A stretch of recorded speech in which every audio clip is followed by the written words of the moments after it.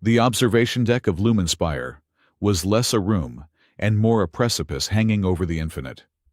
From where Noah Kellen stood, leaning his forehead against the cold, hyperglass pane, the galaxy did not look like a void. It looked like a nervous system. Thousands of ships freighters heavy with ore from the outer rim, sleek diplomatic cruisers, and rusted scav jumpers flowed in a continuous glowing river toward the spire's central docking rings. They moved along the invisible magnetic currents of the resonance field, that great, humming miracle of engineering that kept the wormholes stable and the station from tearing itself apart under the gravitational shear. To anyone else, it was majestic. To Noah, it looked like a precarious equation balancing on the edge of a catastrophic rounding error. Zone 4, thermal sensors are drifting again, a voice crackled in his earpiece. Kellen, are you actually working, or are you composing poetry about the star drift? Noah sighed his breath, fogging the glass for a second, before the atmospheric scrubbers wiped it clean. He tapped his headset. I am working, Juno. I am calibrating the tertiary heat sinks by feeling the vibrations in the floor plating. It is a very delicate, very ancient technique. You would not understand. I understand that if you do not log that fix in 10 minutes, the automated report will flag us for inefficiency, Juno Hart replied, her tone dry enough to spark a fire. And if Director Wren sees another inefficiency flag on our shift, he is going to have us scrub the waste recyclers with toothbrushes. Fine. Done. I am sending the packet now. Noah pulled his datapad from the pocket of his gray, grease-stained jumpsuit. With a few practiced flicks of his thumb, he adjusted the drift compensation for the sensors. He did not just adjust them. He rewrote the predictive algorithm to account for the micro-fluctuations caused by the heavy freighter docking in Bay 7. It was something a standard calibration tech should not know how to do, let alone do in 6 seconds. But Noah Kellen was good at hiding things in plain sight. He buried the complex code inside a standard maintenance patch, making it look like a routine reset. Packet sent, Noah said. Tell the system to stop whining. You are a wizard, Kellen. A lazy, underachieving wizard. Coffee at the biosphere level. My treat. I need to get this hydraulic fluid smell out of my nose. Give me 20 minutes, Noah said, checking the chrono display on the wall. It read 0200 hours. The graveyard shift. The best time to be a ghost in a city of 5 million souls. I need to stop by the tea kiosk. My caffeine levels are critically low. Do not flirt with the fox girl, Juno teased, before the line went dead. Noah rolled his eyes, though there was no one there to see it. I do not flirt, he muttered to the empty corridor. I engage in necessary social lubrication to ensure high-quality beverage service. He pushed off the glass and began the long walk toward the lift, his magnetic boots making a soft, rhythmic thud hiss against the metal deck. Above him, the station hummed a low, constant B-flat that vibrated in his teeth. It was the sound of the resonance field. Most people filtered it out. Noah heard it like a second heartbeat. Lately, though, the heartbeat had been skipping. Just a stutter. A millisecond of silence in the great song of the station. It happened 3 times last week, twice the week before. No one else seemed to notice, not even the monitoring AI. But Noah noticed. It was the reason he could not sleep. It was the reason he was hiding here as a low-level tech instead of doing what he was trained to do. Because the last time Noah Kellen had tried to fix a skipping heartbeat in a resonance field, a moon had shattered. The biosphere level was a jarring explosion of artificial life in the middle of cold space. Holographic skies mimicked a perpetual twilight, and the air smelled aggressively of jasmine and damp earth pumped in by massive vents hidden behind faux rock formations. At this hour, the food court was mostly empty, save for a few exhausted dock workers and a group of off-duty pilots arguing about flight trajectories. And of course, Renara Vault. She stood behind the counter of the Celestial Sip, a high-end tea kiosk that looked like it had been grown from crystal rather than built. Rhinara was vulpiri, a species that human xenobologists often lazily described as anthropomorphic foxes, a comparison that failed to capture their unnerving elegance. She was tall, perhaps a head taller than Noah, with fur the color of deep volcanic ash. Her ears long and tipped with white, swiveled independently, tracking the ambient noise of the station. But it was the tail that drew the eye. It was thick, luxurious, and currently wrapped neatly around her ankles, the tip glowing with a soft bioluminescent blue light. Blue meant calm, or at least professional detachment. "Calibration technician Kellen," Rhinara said as he approached. She did not look up from the tea ceremony she was conducting. Her hands moved with fluid, hypnotic precision, pouring steaming liquid from a silver pot into a cup made of translucent glass. "You are late. You usually arrive at 02:15. It is 02:20. "Traffic was murder," Noah said, leaning his elbows on the counter. He tried for a relaxed smile, the one he practiced in the mirror, to look like a guy who didn't have a classified bounty on his head. "Had to dodge a couple of wandering cleaning drones. You know how aggressive they get when they smell grease." Rhinara finally looked at him. Her eyes were large, the iris dominating the sclera shifting in color like oil on water. Right now, they were a cool, inquisitive violet. "Your heart rate is elevated, Noah, and your pheromones suggest stress masked by artificial musk. Cheap cologne. Deodorant. Standard issue," Noah corrected. "And I am stressed because the station is singing off-key tonight." Rhinara tilted her head. "Singing the structural integrity reports are nominal." "It is a metaphor, Rhinara. A human thing." Noah pointed at the menu. "Give me the usual. Strong enough to wake the dead, sweet enough to make me forget I am alive." "1 Spire black tea, double sugar synthetic cream," she recited flatly. "A nutritional disaster." "It is comfort food." As she turned to prepare the drink, Noah watched the sway of her tail. The light at the tip pulsed rhythmically. The vulpiri were an empathic species, their biology tuned to the emotional resonance of those around them. They valued truth and intent above all else. In vulpiri culture, a spoken word was a physical object, heavy with consequence. Noah knew this. He had read the orientation manuals. But Noah also had a fatal flaw when he was nervous, when the hum of the station was making his teeth ache, and the memories of the accident were pressing against the back of his eyes. He made jokes. Bad ones. He watched her pour the boiling water. The steam curled around her face, making her look mystical, almost ethereal. She was beautiful in a terrifying alien way.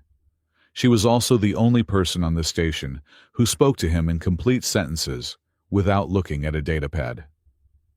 "You work too hard, Rhinara," Noah said, the words slipping out before he could check them. "Every night I come here, you are standing guard over the tea leaves like they are state secrets. Don't you ever just disconnect?" Rhinara slid the cup across the counter. Her claws clicked softly against the surface. "My duty is to the trade delegation. This kiosk is a listening post as much as a business. To disconnect would be irresponsible." "Irresponsible," Noah echoed, blowing on his tea. "That is your favorite word. You should try fun sometime. It has fewer syllables." "Fun is inefficient."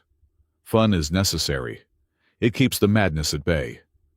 Noah took a sip. The sugar hit his bloodstream like a jump start. He felt a sudden reckless urge to crack her stone-faced composure. Just a little. Just to see if the violet in her eyes would shift to something warmer. "Tell you what. My shift ends at 0600.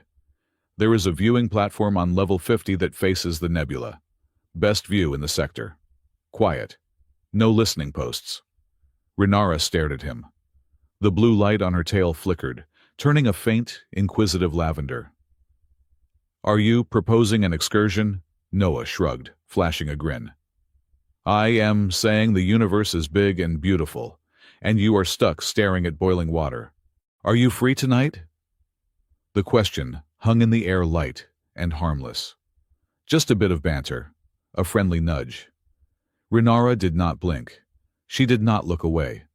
Slowly, The lavender light on her tail intensified, shifting into a brilliant pulsing silver. Her eyes widened, the violet swirling into a deep, luminous gold, the color of binding energy. She smiled. It was not her usual polite customer service smile. This was something predatory, something ancient. It showed far too many sharp white teeth.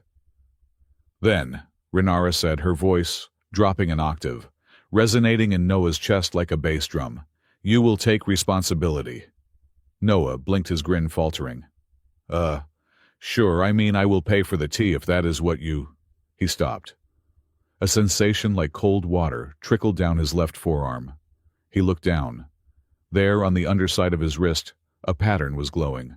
It was faint and visible under the warm yellow lights of the food court, but the biosphere had UV grow lights for the plants, and under their violet spectrum, the mark blazed.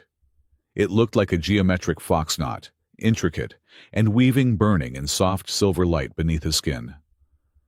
"What?" Noah rubbed his wrist. The mark did not rub off. It pulsed in sync with Renara's tail. "What is this? Did I spill something?" He looked up and froze.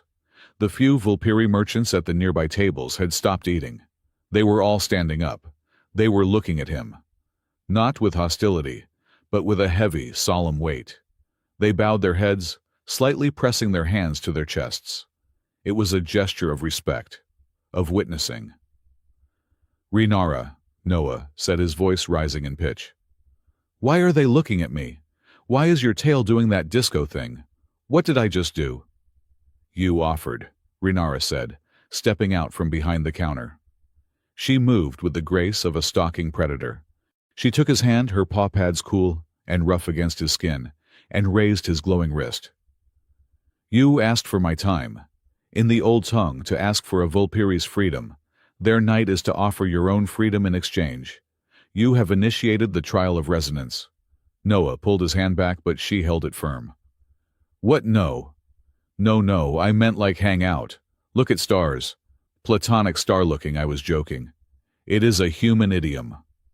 "Intent follows action," Renara said, her golden eyes boring into him. "You offered. I accepted. The bond mark is cast. If you withdraw now, it is not a rejection.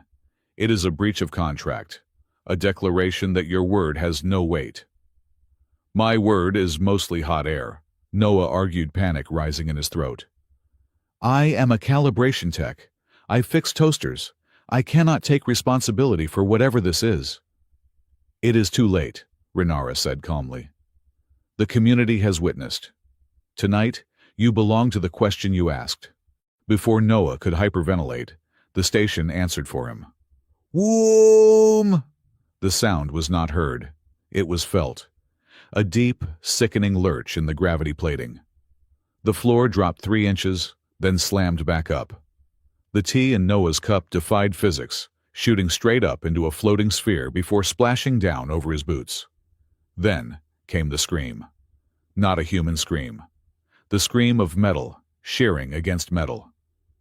The resonance field had stuttered again, but this time it did not recover. Red emergency lights flooded the biosphere, drowning out the gentle twilight. The siren wailed a rising and falling electronic shriek that signaled a hull breach or field collapse. "Attention!" The automated voice of the station AI Aura echoed from the speakers. It sounded terrifyingly calm. "Resonance fluctuation detected in Sector 7. Gravitational shear is increasing. Containment protocols initiated. Please secure all loose objects and remain where you are. Sector 7. That was the main residential ring, where the families lived. Renara released Noah's hand, her ears flattening against her skull. The silver light on her tail snapped to a harsh warning crimson. "My kin are in Sector 7, she whispered, the formality vanishing from her voice. Noah looked at the readout on the wall screen. The schematic of the station was flashing red. He saw the data stream scrolling down the side numbers that meant nothing to the civilians screaming and running for cover. But to him, they were a terrifying diagnosis. The harmonics were off. The primary emitter was out of sync with the secondary dampeners by 0.04%. It sounded small. It was enough to tear a ship in half. "I have to go," Renara said, turning toward the transit tubes. "You cannot go there," Noah grabbed her shoulder. "The gravity is fluctuating. If the dampeners fail while you are in the transit tube, the G-force will liquefy you." "I cannot stand here and calculate the odds while my people are crushed," she snarled, baring her teeth at him. It was a visceral reminder that she was not human. Suddenly, the large holographic screens in the center of the plaza flickered and changed. The calm face of Captain Mira Solis appeared, looking harried, her white uniform unbuttoned at the collar. "Citizens of Lumen Spire," Mira said, her voice tight. "We are experiencing a localized field destabilization. Engineering is working on it. There is no need for panic. I repeat, no need for panic." Then the image split. Beside Captain Mira, another face appeared.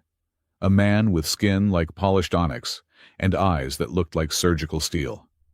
He wore the high-collared midnight blue suit of the Spire's administration board. Director Sable Wren. "An unfortunate incident," Sable said, his voice smooth, as velvet sliding over the panic like oil. "It appears to be a cascading error in the sensor grid. A result, I fear, of negligent maintenance in the lower tiers. But rest assured, I have authorized the AI to reroute power from the civilian sectors to stabilize the commercial docking bays. The trade routes must remain open." Noah froze. "Reroute power from the civilian sectors?" "He is insane," Noah whispered. "If he pulls power from the Sector 7 dampeners to hold the docking ring, the resonance backlash will collapse the civilian corridor. He is saving the ships and crushing the houses." Renara stared at the screen, her crimson eyes narrowing. "That is murder, justified by profit." "It is optimization," Noah said bitterly. "It is how the system thinks." Noah looked at his wrist. The bond mark was still glowing, pulsing urgently. "Take responsibility." He looked at Renara. She was vibrating with the need to run, to fight, to die if necessary. He looked at the scrolling data on the wall. He knew the code. He knew architecture. He had built the prototype for this specific field generator 10 years ago, in a life he had tried to burn down. If he touched the system, really touched it, the signature would be unmistakable to anyone looking for the lost architect. Sable Wren would find him. The past would find him. But if he did nothing, thousands of people, including Renara's kin, would be flattened into paste in the next 3 minutes. "Damn it," Noah hissed. He turned to the nearest maintenance terminal, a bulky public access panel, embedded in the wall next to the kiosk. "Noah," Renara asked, confused. "What are you doing? We need to evacuate." "Shut up. Cover me."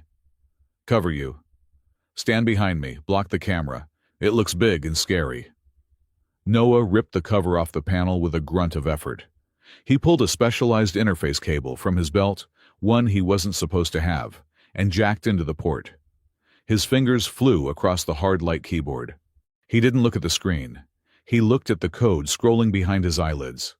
Bypass admin lock. Reroute command function. Ignore safety protocol 88 alpha. He could feel the station's heartbeat under his fingertips. It was arrhythmia, a chaotic, stumbling rhythm. The AI was trying to force the field into a rigid shape to accommodate the ships. That was the mistake. You couldn't force a resonance field. You had to persuade it.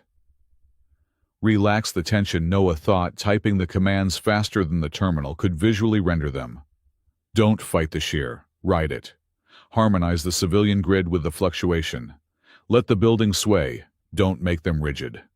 He introduced a counter-frequency, a subtle, sub-audible vibration designed to cancel out the destructive wave hitting Sector 7. It was art. It was math. It was a symphony written in 4 seconds. Execute. He slammed the enter key.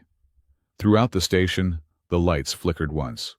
The sickening lurch of gravity stopped, instantly replaced by a smooth, stable hum. The screaming metal went silent. On the main screen, the red zones turned green. Noah yanked his cable out and slapped the cover back onto the panel. He was breathing hard, sweat stinging his eyes. His hands were shaking. He turned around. Renara was not looking at the screen. She was looking at him. Her eyes were wide, the pupils dilated. Her tail was no longer glowing red. It was a blinding pure white, the color of absolute shock. That, Renara whispered. That was not calibration. That was architecture. It was a lucky reset, Noah lied, wiping his sweaty palms on his jumpsuit. I just turned it off and on again. Standard procedure. Do not lie to a Vulpiri, Noah Kellen. She stepped closer, towering over him. I saw your fingers. I felt the shift. You did not just patch the system. You spoke to the field, and it listened. Noah swallowed hard. Renara, listen. You are not a tech, she said, her voice low, dangerous. A tech fixes machines. An architect bends reality. Who are you? Before he could invent a lie, his wrist burned. He flinched. The bond mark pulsed, reacting to the lie. It knew. Renara grabbed his wrist again, lifting it to face level. Mark knows. You cannot hide while you wear this. Noah looked around. The panic in the food court was subsiding. People were picking themselves up. But on the screens, Sable Wren was still talking, taking credit for the stabilization, smoothing his tie. I am just a guy who wants to finish his tea, Noah said weakly. Renara leaned down, her face inches from his. He could smell ozone and electricity on her fur. You invited me for the night, she said. You initiated the contract. And now, I see that you are capable of manipulating the very forces that threaten my people. She released his wrist, but she did not step back. Here is the counteroffer, Noah Kellen, she said, her voice steel. You clearly understand this anomaly better than the director, better than the AI. You will help me investigate what just happened. You will help me find the source of that wave. And if I say no, Noah asked. If I say I have a dentist appointment or a sudden case of space plague, Renara's tail flicked. Then I will report to the Merchant Guild that you initiated a resonance bond and then abandoned your duty. By Vulpiri law, that is fraud. By station law, causing a diplomatic incident with a high merchant species carries a penalty of 5 years in the penal colony. She paused, allowing the threat to sink in. Or, she added, a hint of that terrifying smile returning. Director Wren might be very interested to know that a lowly calibration tech has the skill set to override his security protocols in 4 seconds. Noah closed his eyes. He let his head thunk back against the cold wall of the tea kiosk. He was trapped. Trapped by a joke. Trapped by a fox. Trapped by his own competence. Fine, Noah groaned. I will help you, but I am charging overtime. Renara straightened up her tail, glowing a satisfied, smug silver. We will discuss your compensation after we survive the night. Come. The investigation begins now. She turned and marched toward the service corridors, expecting him to follow. Noah looked at his unfinished tea spilled all over his boots. He looked at the mark on his wrist, glowing like a shackle of light. Responsibility, he muttered to himself, pushing off the wall to follow the alien fox into the dark. I should have just stayed in bed. The service corridors of Lumen Spire were the intestines of the beast, cramped, dimly lit by flickering sodium strips and smelling of recycled air and ozone. They were a sharp contrast to the polished glass and light of the upper decks. Here, the station groaned. Noah walked 2 paces behind Renara. It was hard not to stare at the tail. It acted like a lantern in the gloom, illuminating the pipes and conduits with a soft, swaying light. It was also, he realized, a mood ring he couldn't turn off. Currently, it was a focused, determined orange. We need access to the sub-relay in Sector 9, Renara said, without looking back. That is where the fluctuation originated. My people in the Outer Rim felt the pre-shock vibrations there first. Sector 9 is restricted, Noah said. That is near the old coolant silos. No one goes down there except drones and rats. And us, Renara corrected. And us, Noah sighed. Joy. He checked his data pad. The station network was buzzing. Sable Wren's damage control team was already scrubbing the logs. They were deleting the evidence of the power reroute painting over the near catastrophe as a minor sensor glitch. It was sloppy work, but good enough to fool the public. But they couldn't scrub the physics. The resonance field had a memory. If you knew how to listen, the echoes of the distortion would still be ringing in the metal. "Renara," Noah asked, stepping over a bundle of loose cables. "About this bond mark. Hypothetically, how do I get rid of it? Is there a solvent, a laser removal procedure, a specific apology dance?" Renara stopped. She turned to face him. In the narrow corridor, she seemed larger, her shadow stretching long against the curved walls. "It fades when the obligation is fulfilled," she said. "And the obligation is to prove that your intent was true. You asked for my time. You implied a connection. The mark binds us until the potential of that connection is explored to its conclusion." "That is incredibly vague," Noah pointed out. "Explored to its conclusion that could take 20 minutes or 20 years. "Precisely," Renara said. "It depends on you. If you are shallow and your joke was empty, the mark will burn you until you admit your hollowness to the guild. Shame is the solvent. But if there is substance in you, if you are capable of the responsibility you mocked, then the mark will settle." "Settle into what?" "Into a partnership, or a memory. It depends on the resonance." She turned back to the path, her tail swishing dismissively. "Do not worry, human. I do not expect 20 years. Given your survival instincts, I give us 20 hours before Sable Wren finds us." "You are a real optimist, you know that." "I am a realist. I smell the ozone on you, Noah. But I also smell fear. You are terrified of the very thing you are good at." Noah went quiet. She was too perceptive. That was the problem with Vulpiri. They didn't just hear words, they heard the frequency behind them. They reached the blast door for Sector 9. It was sealed, a heavy slab of durasteel, covered in warning decals. "Locked," Renara said, testing the keypad. "Mag sealed.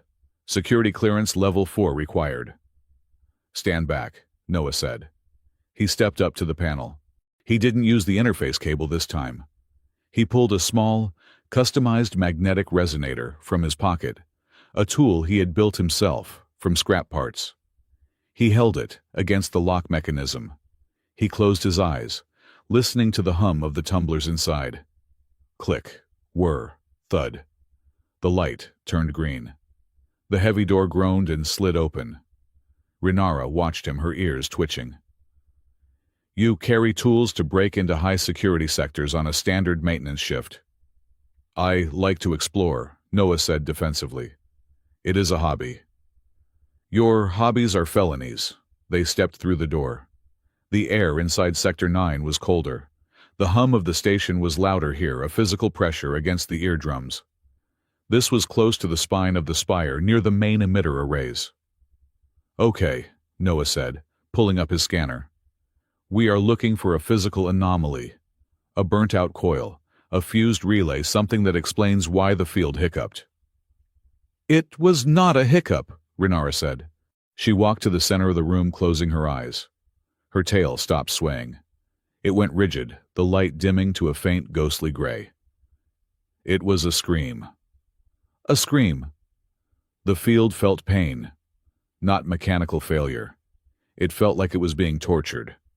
Noah frowned. "Fields do not feel pain, Renara. They are math and energy. Energy has memory. Resonance has emotion. That is the first lesson of the Vulpiri Void Navigators. You treat the field like a machine. We treat it like a beast." She pointed to a cluster of server racks in the corner. "There." Noah walked over. He shone his flashlight into the dark recess behind the servers. His breath hitched. "That is not standard," he whispered. Clamped onto the primary data trunk was a device. It looked like a black leech made of metal and glass.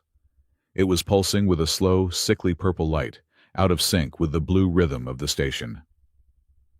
"What is it?" Renara asked, leaning over his shoulder. It is a parasitic modulator, Noah said, his voice trembling slightly. Someone installed a bypass. It is intercepting the command codes from the AI and rewriting them before they hit the emitters. It is forcing the field to prioritize certain geometries over others. Explain it in words that do not require a degree, Renara snapped. It creates intentional instability, Noah said, looking at her. The fluctuation tonight wasn't an accident. It wasn't a glitch. It was a test fire. A test fire for what? To see if they could shake the station just enough to scare people without bringing the whole thing down. Noah reached out to touch the device, then pulled his hand back. If I touch this, whoever installed it will know. It is booby-trapped. Sable Wren, Renara said the name, sounding like a curse. He blamed the sensors. He created the problem so he could sell the solution. Or so he could clear out the outer sectors, Noah realized.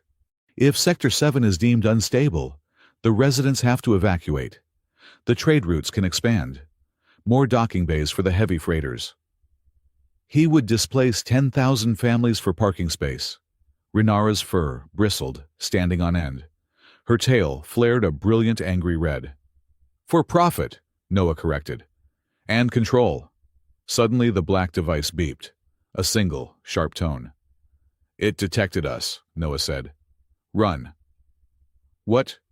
Proximity sensor, run. Noah grabbed Renara's hand and yanked her back toward the door, just as a spark of electricity arc-welded the air, where they had been standing. A localized defense charge. Small, but lethal. They tumbled out into the corridor, Noah slapping the door control to seal it shut behind them. Thud. They stood in the dim light, breathing hard. Noah's heart was hammering against his ribs like a trapped bird. Okay, Noah gasped. Okay. That was not a hobby. That was definitely a felony. Renara looked at the sealed door, then at Noah. Her anger was gone, replaced by a cold, sharp clarity. The red in her tail faded to a steady, resolve-filled steel gray. We have evidence, she said. We saw the device. We saw it, Noah argued. We did not capture it. We have no data logs. Just the word of a fox and a tech against the director of the station. Then we get the data, Renara said. You said you are an explorer, Noah. Tonight we explore further. She looked down at his wrist. The bond mark was glowing steadily now, a calm, rhythmic pulse that matched her own breathing. You saved the sector tonight, she said softly. You hid it, but you saved them. I was right to ask you. Noah looked at the mark. He looked at the alien woman who had just dragged him into a corporate conspiracy that would likely get them both killed. He should run. He should go back to his quarters, pack his bag, and hop the next freighter to the outer rim. He was good at running. He had been running for 10 years. But then he remembered the sound of the station screaming. He remembered the cold calculation in Sable Wren's voice. And he looked at Renara's eyes that demanded he be more than a shadow in a jumpsuit. I am going to regret this, Noah said, pushing off the wall. I am going to regret this so much. He looked at Renara. We need a doctor, he said. Someone who can analyze the biological stress data from the residents to prove the field caused physical trauma. Someone who hates the administration as much as we do. Renara nodded. Dr. Ishan Rowe. He treats the Vulpiri dock workers. He is abrasive, but honestly. Great, Noah muttered. More abrasive people.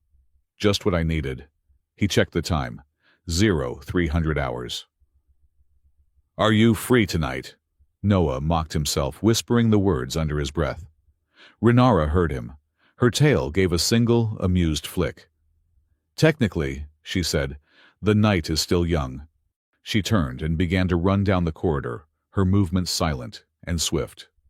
Noah sighed, adjusted his tool belt and ran after her. The bond mark on his wrist burned cool and bright, guiding him into the dark. The medical bay of Dr. Ishan Rowe smelled aggressively of antiseptic and burnt sage.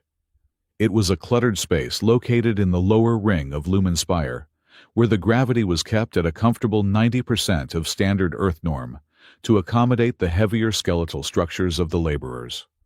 Noah sat on the examination table, his legs dangling, while Dr. Rowe ran a bioscanner over his wrist. The bond mark was still glowing, a stubborn loop of silver light beneath the skin. "It is not a rash," Dr. Rowe said, his voice dry and devoid of bedside manner. He was a man of indeterminate age, with graying hair tied back in a severe knot. He adjusted his spectacles, which were purely aesthetic, as his eyes were cybernetic implants glowing a faint amber. "It is an energetic adhesion.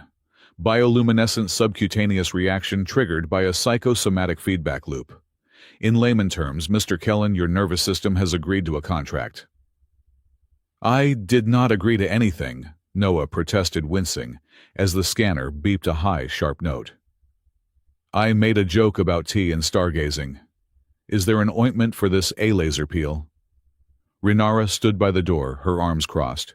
Her tail was currently a neutral, dusty brown, indicating patience mixed with mild annoyance. "You cannot laser off a promise, Noah." Dr. Rowe set the scanner down with a clatter. "She is correct. The Vulpiri physiology is empathic. When you initiated the ritual phrase, which was remarkably foolish by the way your bioelectric field synchronized with hers, the mark is feeding off your own guilt and sense of obligation. It will fade when your subconscious decides you have fulfilled the terms." "My subconscious is an idiot," Noah muttered. "It thinks I am responsible for everything. If it rains on a parade 3 sectors away, I feel guilty." "Then you are going to be glowing for a very long time," Dr. Rowe said. He turned to Renara. "And you, Envoy Vault. This binds you as well. If he fails the trial, if he proves to be without honor, the shame reflects on your judgment. The community will see that you chose a hollow partner." Renara's ears twitched. "I did not choose him. The moment chose him, and the resonance field seems to have an opinion on the matter." "The field," Dr. Rowe scoffed, though he looked at Noah with renewed interest. "Yes, the tremor. I have treated 40 patients in the last hour for vertigo and nausea. The gravity shear in Sector 7 was severe. If you two are going to play detective, do it quickly. My waiting room is full of people who think the station is trying to shake them off like fleas." Noah hopped off the table, pulling his sleeve down over the mark. "We are going. Thank you, Doctor. Send the bill to Director Wren."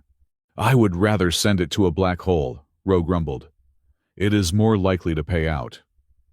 As they left the medical bay, the corridor was bustling with repair drones and security personnel. Noah kept his head down, moving with the practiced invisibility of a service worker. Renara walked beside him, her presence commanding space. People parted for her, their eyes lingering on her tail, then flicking to Noah, wondering why a high merchant envoy was walking with a grease-stained technician. "Where to now?" Renara asked. "You said we needed to see the bones of the station." "We need to see the mirror hall," Noah said. "If someone is manipulating the field, the echoes will be trapped there. It is the only place on the station where the resonance is visible to the naked eye, but it is restricted, like armed guards and laser grids are restricted. And I assume you have a key for that as well." Noah patted his pocket, where his modified resonator sat. "I have something better. I have a janitorial schedule. The cleaning drones cycle through the hall at 0400 hours. For 3 minutes, the security grid drops to let them in." 3 minutes, Renara repeated, "to infiltrate the most sensitive chamber on the spire." "We have to move fast," Noah said, checking the chrono on the wall. "Come on, we take the service lift." The journey down to the engineering core was a descent into the mechanical subconscious of Lumenspire. The polished white panels of the upper decks gave way to raw durasteel exposed piping and the heavy rhythmic thrum of the atmosphere recyclers. Noah led Renara through a maze of catwalks, suspended over vast dark chasms, where coolant pumps churned like sleeping giants. The air here was cold and tasted of ozone. "You know this station very well," Renara observed. She was stepping carefully over a bundle of fiber optic cables, her tail acting as a counterbalance. Better than the schematics allow for a level 3 technician. I read a lot, Noah said, avoiding her gaze. It gets boring on the night shift. You start memorizing blueprints to keep your brain from turning to mush. You are deflecting again, Renara said. Your heart rate spikes every time I ask about your skills. You are afraid of your own competence, Noah. Why? Noah stopped at a junction. He looked out over the railing. Far below, the blue glow of the main power conduit pulsed like a vein. Because competence attracts attention, Noah said quietly. And attention comes with expectations. People start looking at you to fix things, to save things. And when you can't, when the variables are too chaotic and the math doesn't add up, they don't just blame the failure. They blame you. He turned to look at her. The harsh emergency lighting cast deep shadows on his face, making him look older than his 30 years. I am just a guy who likes systems, Renara. Systems make sense. People don't. Politics don't. I stay in the dark because it is safer for everyone. Renara studied him. Her eyes shifted from gold to a soft, empathetic moss green. She stepped closer, invading his personal space, in that direct way of hers. You saved the sector tonight, she said. You did not stay in the dark then. You stepped into the light and you held the weight of the station for 4 seconds. That is not the act of a coward. It was a reflex, Noah argued weakly. It was a character, she corrected. And I am beginning to think that my initial assessment of you as a jester was severely flawed. Noah felt the heat rise in his neck. He wasn't used to being seen, really seen. It was terrifying. It was also strangely the most stabilizing thing he had felt in years. The drone cycle, Noah said, checking his datapad to break the tension. We have 60 seconds. Let's go. They reached the entrance to the mirror hall, just as a phalanx of spherical cleaning drones hovered toward the blast doors. As the massive doors groaned open, Noah grabbed Renara's hand, not out of romance but necessity, and pulled her into the slipstream behind the machines. They slipped through the gap just before the laser grid snapped back into existence with a menacing hum. The mirror hall took Renara's breath away. It was a spherical chamber 50 meters across, lined entirely with hyper-reflective resonance crystals. Suspended in the center of the room was the field core, a shard of singing matter, the size of a house rotating slowly in a magnetic cradle. The walls reflected the core, not as an image, but as a waveform. Ripples of light cascaded across the crystals, visualizing the invisible energy that held the wormholes open. It was like standing inside a kaleidoscope made of pure physics. It is beautiful, Renara whispered, her tail unfurled, glowing a reverent pale blue. It is the sheet music of the universe, Noah said, his voice hushed. He walked to a console near the edge of the walkway.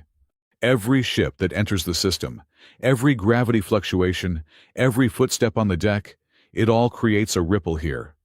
If Sable Wren is messing with the field, the pattern will be written on these walls. He plugged his interface cable into the console. This time he didn't hack. He simply listened. He pulled up the historical data from the last 12 hours and projected it onto the crystal surface in front of them. Lines of light danced and spiked. See that? Noah pointed to a jagged red spike that marred the smooth blue sine wave. That is the event from tonight. The glitch in Sector 7. It looks violent, Renara said. It is, Noah agreed. But look at the rhythm before it, here and here. He highlighted 2 smaller, almost imperceptible spikes that occurred 6 hours and 12 hours prior. They are perfectly spaced, Noah said, his frown deepening. Nature is chaotic, Renara. Mechanical failure is random. But this is a beat. It is a syncopated rhythm. Someone is tuning the field. Tuning it for what? To reject a specific frequency, Noah realized. He tapped a few keys, overlaying the station's traffic logs. Look, Every time the spike hits the field, density increases in the outer residential ring. It makes the gravity unstable there, specifically there. They are making Sector 7 uninhabitable, Renara hissed, systematically shaking us out of our homes. But why? Noah asked. Why now? He expanded the data stream, pulling up the projected docking schedules for the next month. His eyes widened. Oh, Noah exhaled. That is cold. That is absolutely freezing. What do you see? The Great Hall, Noah said. The Leviathan-class superfreighters from the core worlds. They are due to arrive in 3 weeks. They are too big for the standard docking rings. They need deep berth anchors. He pointed to the schematic of Sector 7 on the screen. If you demolish the residential ring, Noah said, you create exactly enough space for 3 Leviathan berths. The contract for those ships is worth billions. Sable Wren is not just clearing a slum. He is building a parking lot for the most expensive ships in the galaxy. Renara's hands clenched into fists. Her claws extended, scratching the metal railing. He would risk the stability of the entire station. He would risk killing my people for cargo space. He calls it optimization, Noah said, quoting the director's favorite buzzword. To a system administrator, people are just variables. Cargo is a constant. He is trying to solve the equation for maximum profit. Suddenly, the console beeped. A notification flashed on the screen. Access denied. User trace initiated. We stayed too long, Noah said, yanking his cable out. The system flagged the query. We have to go. We have the proof, Renara said. The rhythm, the schedule, it matches. It is circumstantial, Noah said, ushering her back toward the door. But it is a start. We need to get this to Captain Mira. She is the only one who can override Wren's authority. As they reached the door, the cleaning drones were just finishing their cycle. They slipped out, hearts pounding, leaving the beautiful singing room behind them. Meanwhile, in the executive spire, the atmosphere was very different. Director Sable Wren stood by the window of his office watching the stars. He held a glass of vintage earth bourbon, swirling the amber liquid slowly. The room was soundproofed, insulated from the constant hum of the station. Here, there was only silence and the smell of expensive leather. Report, Sable said softly. The room's AI, a localized node of the station's central brain, responded. The fluctuation test was successful, Director. Sector 7 structural integrity has degraded by 15%. Residents are already filing petitions for emergency relocation. Excellent, Sable said. He took a sip of his drink. And the incident with the stabilization, who authorized the counter-frequency? There was no authorization code, the AI replied. The command originated from a public terminal in the biosphere level. The encryption was unique. It bypassed the logic gates using a syntax I have not encountered since the original construction logs. Sable turned, his dark eyes narrowing. A legacy code, an architect. Probability is high. The response time was 0.4 seconds. No standard technician possesses that reflex speed. Sable smiled. It was not a nice smile. It was the smile of a man who had just found a missing puzzle piece. So, he mused, we have a hidden talent on board. Someone who understands the song better than the machine does. He walked to his desk and tapped the holographic surface. A grainy security feed from the biosphere popped up. It showed a man in a gray jumpsuit tinkering with a panel, while a Vulpari woman stood guard. Noah Kellen, Sable, read the personnel file that appeared. Calibration Technician Grade 3. Disciplinary record includes excessive loitering and unauthorized modification of toaster ovens. Sable chuckled. A humble disguise. But the hands, look at the hands. On the screen, Noah's fingers were a blur. Find him, Sable ordered. Do not arrest him. I do not want a martyr. Bring him to me. If he can stabilize the field so elegantly, imagine what he can do if we motivate him properly. And the Vulpiri envoy, the AI asked.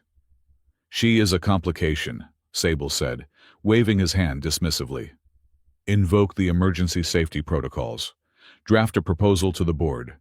Due to the unpredictable nature of the resonance anomalies, the outer ring is hereby declared a hazard zone. Mandatory evacuation of all non-essential biological personnel. That should keep her busy, saving her kin while we acquire Mr. Kellen. Noah and Renara sat in the cramped workshop of the maintenance sector. It was Juno Hart's domain, a chaotic nest of spare parts, hydraulic fluids, and half-assembled droids. Juno, a woman with bright pink hair and grease smeared permanently on her cheeks, was staring at Noah's wrist. You engaged a fox, Juno said for the third time.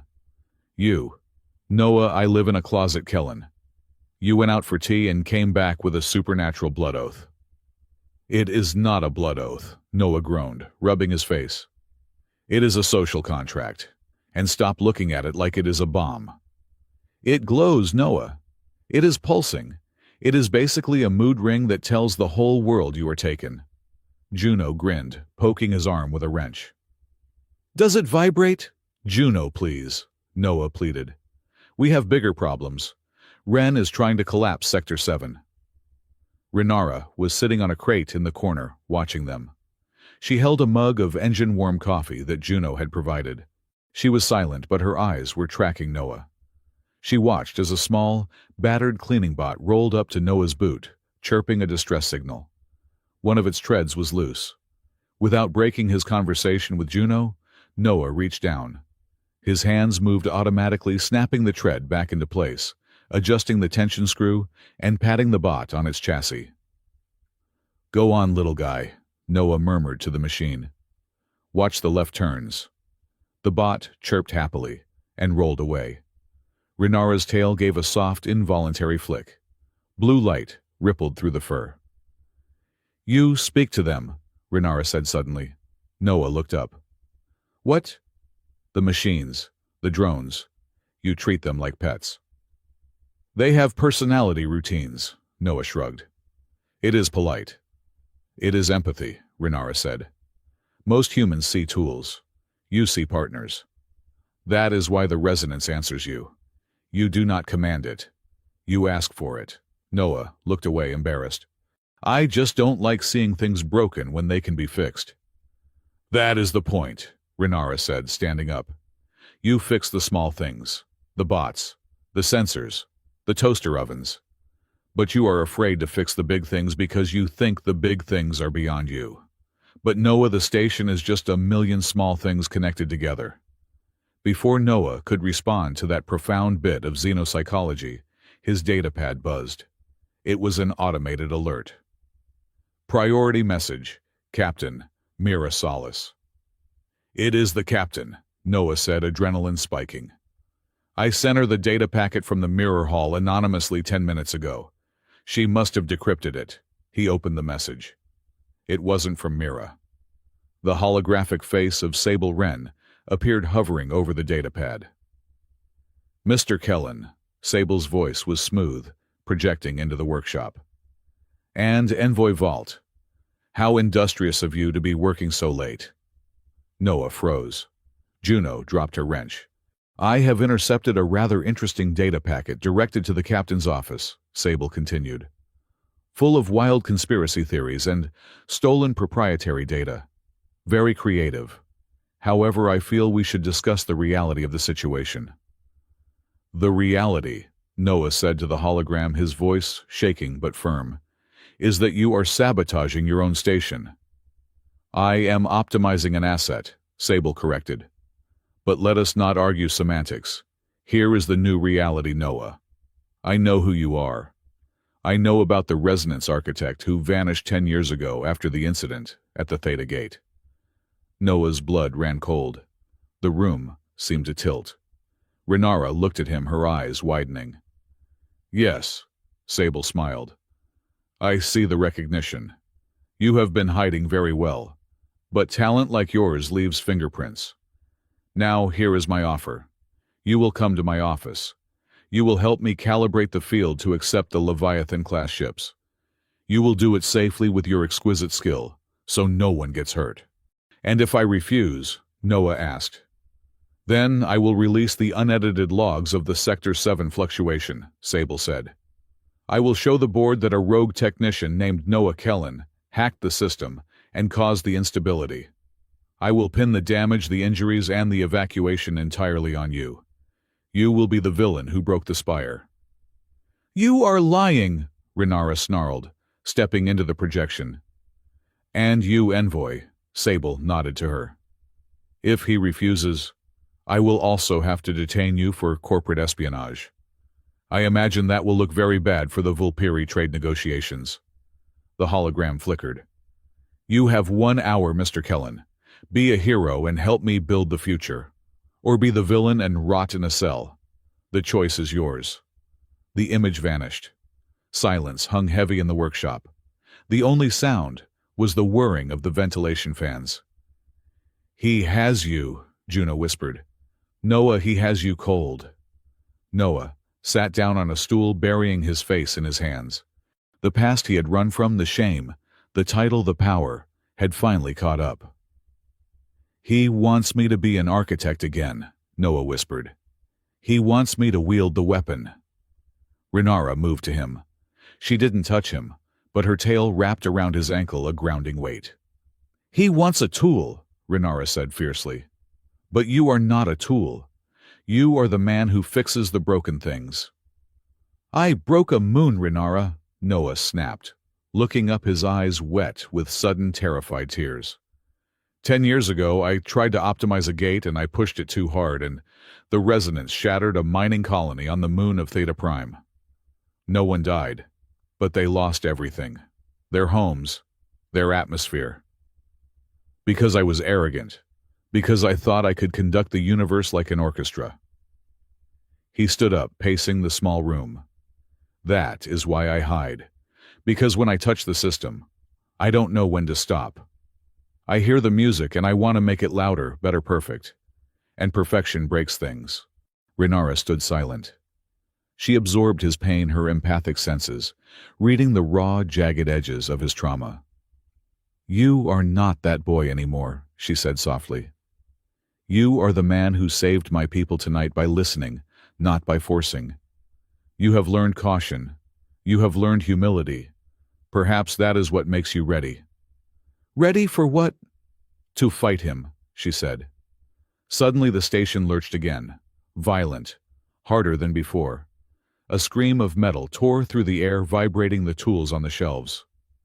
That wasn't a test, Juno yelled, grabbing the table for balance. The emergency sirens blared. Warning, Docking Bay 4, catastrophic field failure, civilian transport vessel, entrapped. Bay 4, Noah gasped. That is the main civilian exit. The evacuation ships for the Vulpiri, they are trying to leave. My family is on that transport, Renara said, her face draining of color. Sable is squeezing them, Noah realized. He is creating a crisis to force me to act. He is breaking the ship to make me fix it. Noah looked at his hands. They were trembling. He looked at Renara. Her bond mark was burning on his wrist, a searing line of heat. Responsibility. He couldn't run. Not this time. Juno! Noah commanded, his voice changing. The shake was gone. The calibration tech was gone. Something colder, sharper took his place. Get me a direct line to the main emitter array. Bypass the AI. I can't, Juno stammered. The firewalls. Then use the manual overrides, Noah shouted. Renara, come with me. We are going to the docking bay. What are you going to do? Renara asked, running after him as he bolted for the door. I am going to take responsibility, Noah said grimly. And I am going to show Sable Wren what happens when you wake up an architect. Docking Bay 4 was a scene from a nightmare. The massive civilian transport, the Star Skimmer, was caught halfway out of the atmospheric shield. The resonance field around it had twisted into a chaotic spiral. The ship was groaning, its hull plating buckling under the conflicting gravitational forces. Sparks rained down from the ceiling. Panicked dockworkers were running for cover. Through the massive viewport, Noah could see the ship listing. It was being crushed. The field is shearing, Noah yelled over the roar of the alarms. "The frequency is all wrong. It is trying to hold the ship and push it at the same time." He spotted the emergency control station on the gantry. It was abandoned. The operators had fled. Noah sprinted toward it, Renara close on his heels. "Cover me!" Noah yelled. "If security comes, keep them off me." "I will hold them," Renara vowed. Her tail flared a brilliant combat-ready orange. She unsheathed her claws. Noah slid into the operator's chair. He didn't bother with the keyboard. He slammed his hands onto the haptic interface pad's two flat surfaces that read the micro-movements of the fingers. He closed his eyes. He reached out with his mind visualizing the field. He didn't see numbers. He saw a storm, a swirling dissonant hurricane of violet energy tearing at the ship. Sable is doing this, Noah realized. The AI is forcing a rigid geometry on a fluid situation. "Stop fighting it," Noah whispered to the machine. He began to move his fingers. To an observer, it looked like he was playing a piano. Complex sweeping gestures. Release the clamp. Soften the edge. Introduce a harmonic wobble to match the ship's engine vibration. On the screen, the twisted field began to unravel. The violent violet turned to a soothing blue, but the AI fought back. Access override detected the console flashed. Re-initializing containment protocol. The field snapped back tight. The ship screamed. A strut on the star skimmer snapped with a sound like a gunshot. "No," Noah gritted his teeth. "You stupid profit-driven calculator." He needed more power. He needed to be louder than the AI. "Renara," Noah shouted. "I need you. I am here." She was standing at the top of the stairs growling at a squad of approaching security drones. "No, I need you." Noah turned his head. "The bond, the empathic resonance. You act as an amplifier, touch the console." Renara didn't hesitate. She leaped down the stairs, ignoring the drones. She slammed her hand onto the console next to Noah's. "What do I do?" she yelled. "Feel it," Noah commanded. "Feel the people on that ship, their fear, their heartbeat. Feed that into the system, make the machine care." Renara closed her eyes. Her tail whipped around, wrapping tight around Noah's waist. The bond mark on their wrists flared so bright it was blinding. She screamed a psychic projection of pure terror and protective fury. She channeled the panic of 500 Vulpiri trapped on the ship directly into the interface. Noah caught that wave of emotion. He wove it into the code. He converted the raw feeling into mathematical variables. Value of life. Infinite. Structural priority. Absolute. He slammed the new parameters into the core. Crack. The sound was deafening, but it wasn't the ship breaking. It was the field lock shattering. The invisible vice grip around the star skimmer vanished. The ship lurched free, sliding smoothly out of the bay and into the open starlight. Safe. Noah slumped over the console, gasping for air. His hands were smoking literally. The haptic pads had overheated. Renara fell to her knees beside him, exhausted. The security drones hovered at the bottom of the stairs, confused. Their threat assessment algorithms couldn't process what had just happened. Slowly, the dock workers began to emerge from hiding. They looked at the empty space where the dying ship had been.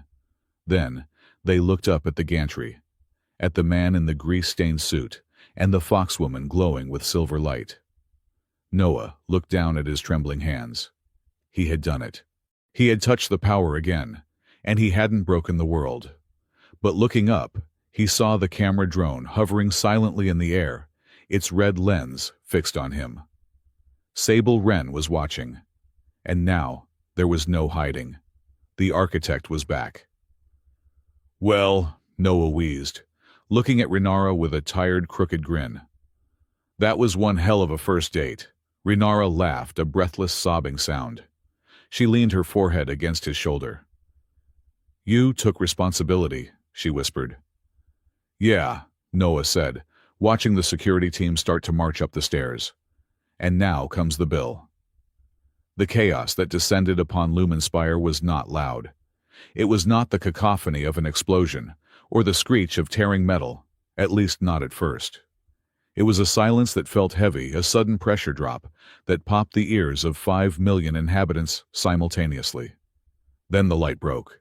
Noah Kellen stood on the upper gantry of Docking Bay 4, his hands still smoking from the fried interface, and watched the universe turn inside out. The resonance field, usually a comforting invisible hum that held the station together against the vacuum, had become visible. It manifested as a violently shifting aurora ribbons of sickly green and bruised purple tearing through the air.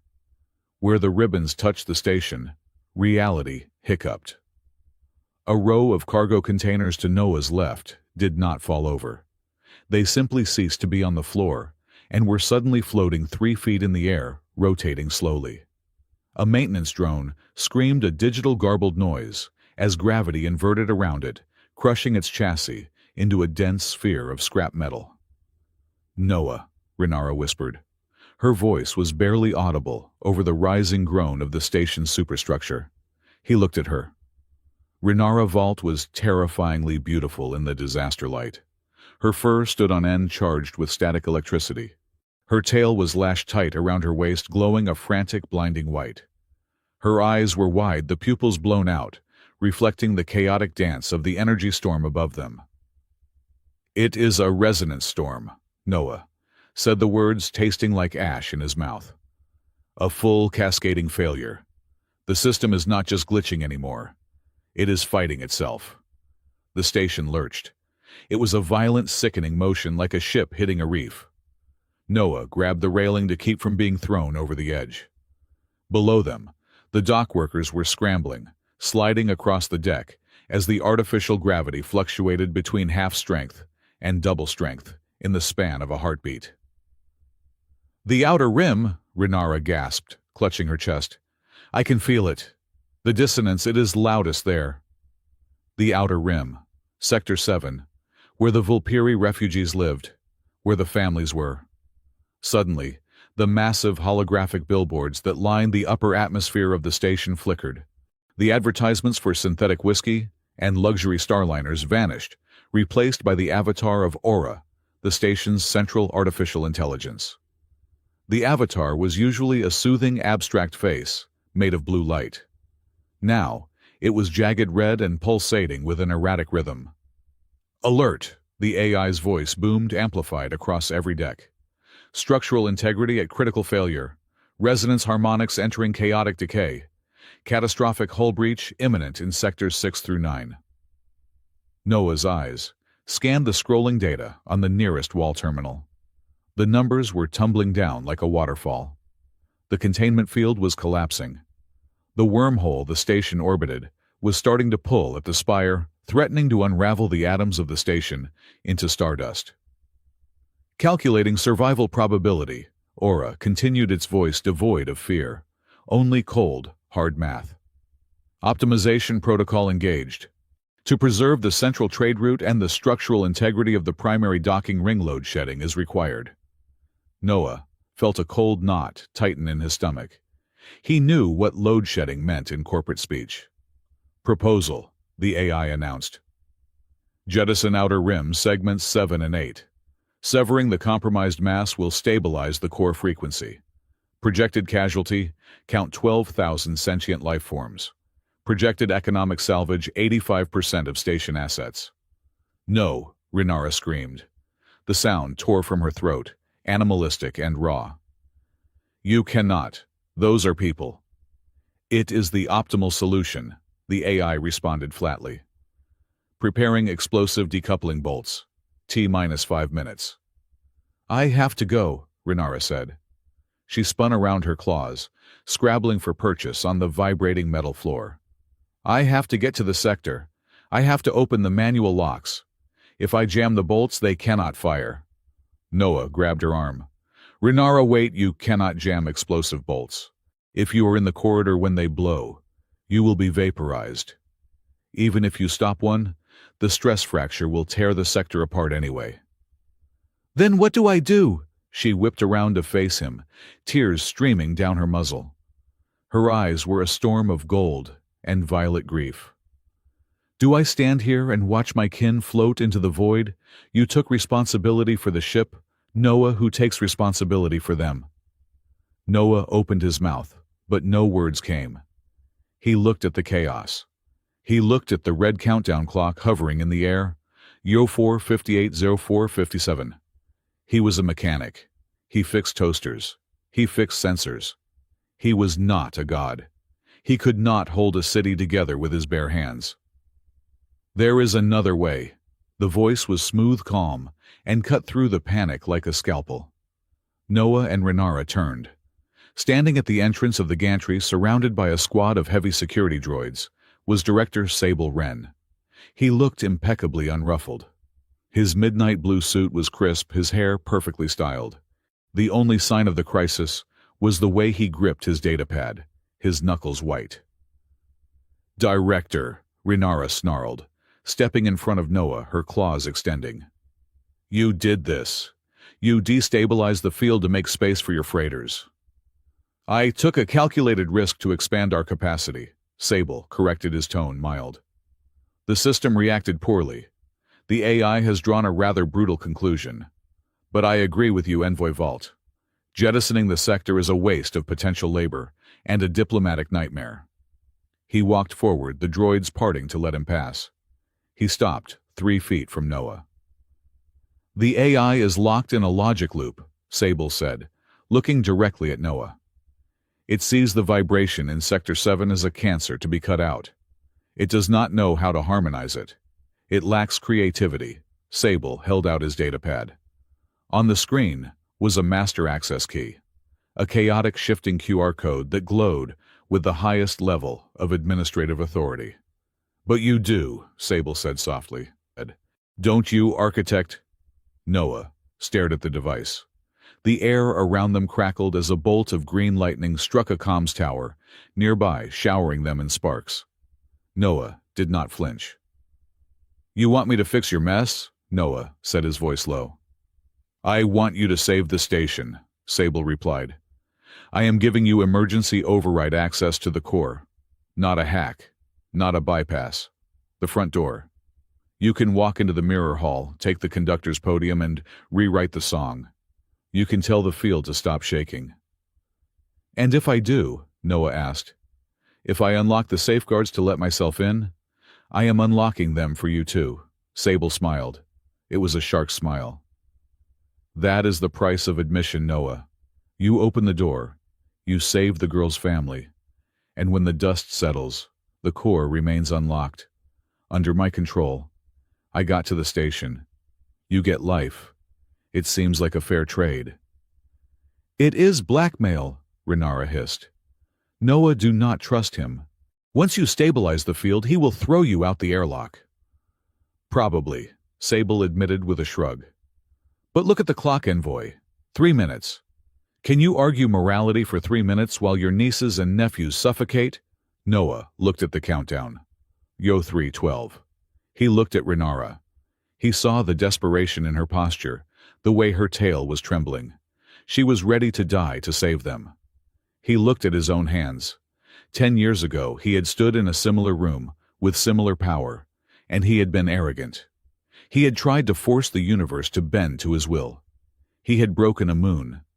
But he wasn't that boy anymore. He had spent 10 years fixing the small things, listening to the hum of the wires, learning that the machine wasn't a servant but a partner. He wasn't going to force the field. He was going to catch it. "Give it to me," Noah said. "Noah," Renara gasped. "We do not have a choice," Noah said, taking the datapad from Sable. The screen flashed green. "Authorization accepted. Welcome, Administrator." "Smart lad," Sable said. "My security team will escort you to the mirror hall. Do try to be quick. The suspense is terrible." Noah didn't look back. He grabbed Renara's hand. "Run." The run to the mirror hall was a nightmare through a funhouse. The gravity shifted constantly. At one point, they were running on the wall. Moments later, they were floating, pulling themselves along the handrails while debris drifted past their heads. They burst into the mirror hall with 2 minutes on the clock. The room was unrecognizable. When they had been here hours ago, it had been a place of serene, singing beauty. Now, it was a cacophony. The crystal walls were screaming. The massive field core in the center was spinning so fast, it was a blur, throwing off jagged bolts of lightning that struck the mirrors, cracking them. The sound was deafening, a high-pitched shriek that vibrated in the teeth and blurred vision. "It is too loud," Renara yelled, covering her ears. "I cannot hear myself think." "Do not think," Noah shouted back. He ran toward the central console, the conductor's podium. "Feel." He slammed the datapad into the dock.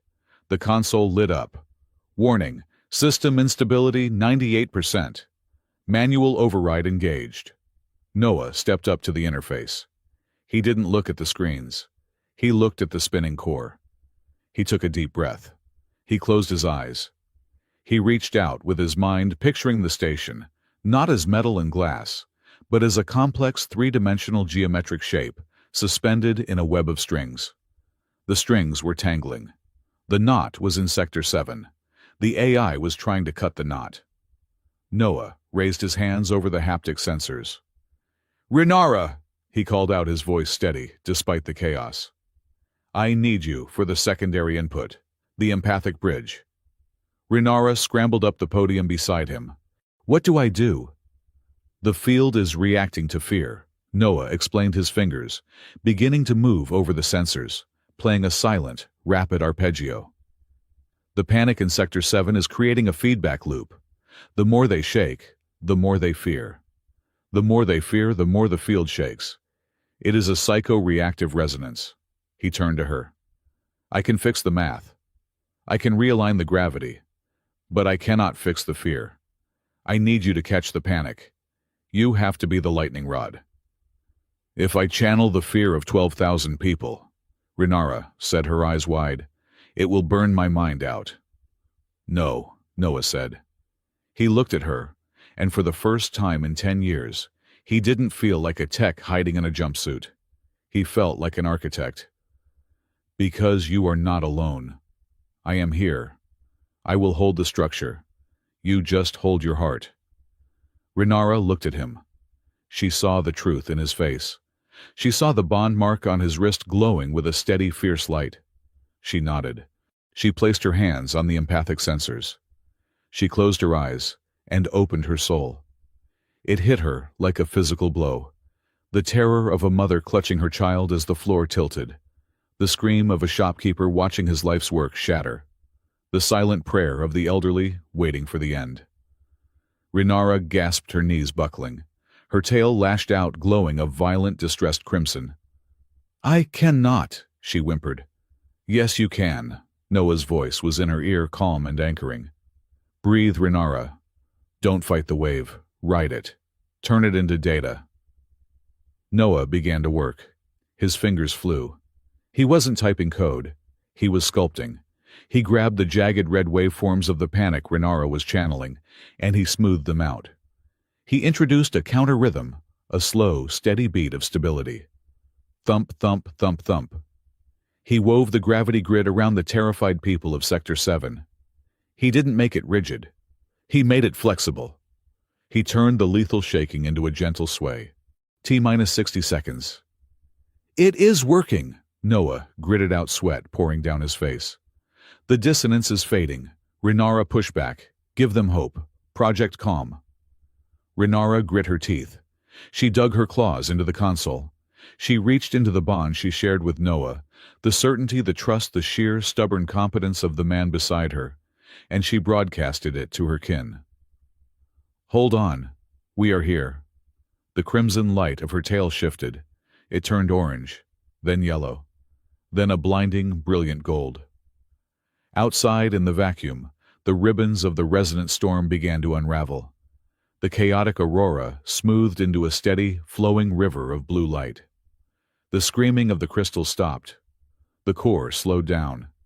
The station settled with a heavy, final thud. Structural integrity restored, the computer announced. Casualty projection, 0. Noah slumped over the console, his chest heaving. He felt lightheaded. He felt invincible. He looked at Renara. She was trembling, but she was standing. She looked at him, and the admiration in her eyes was hotter than the storm had been. "We did it," she whispered. "How touching." The voice came from the console speakers. Suddenly, the lights on the podium turned from green to a harsh, locked-out red. Noah tried to move his hands, but the haptic sensors were dead. "System," Noah commanded. "Status report." "Access denied," the computer replied. "Administrator privileges revoked. Transferring control to Director Wren." Noah looked up at the main screen. Sable Wren was sitting in his office sipping his bourbon. He looked very pleased. "Thank you, Noah," Sable said. "That was a masterful performance, truly. The way you integrated the empathic data into the structural matrix revolutionary. I am recording it for future study." "You locked us out," Noah said, his voice deadly quiet. "I told you," Sable said.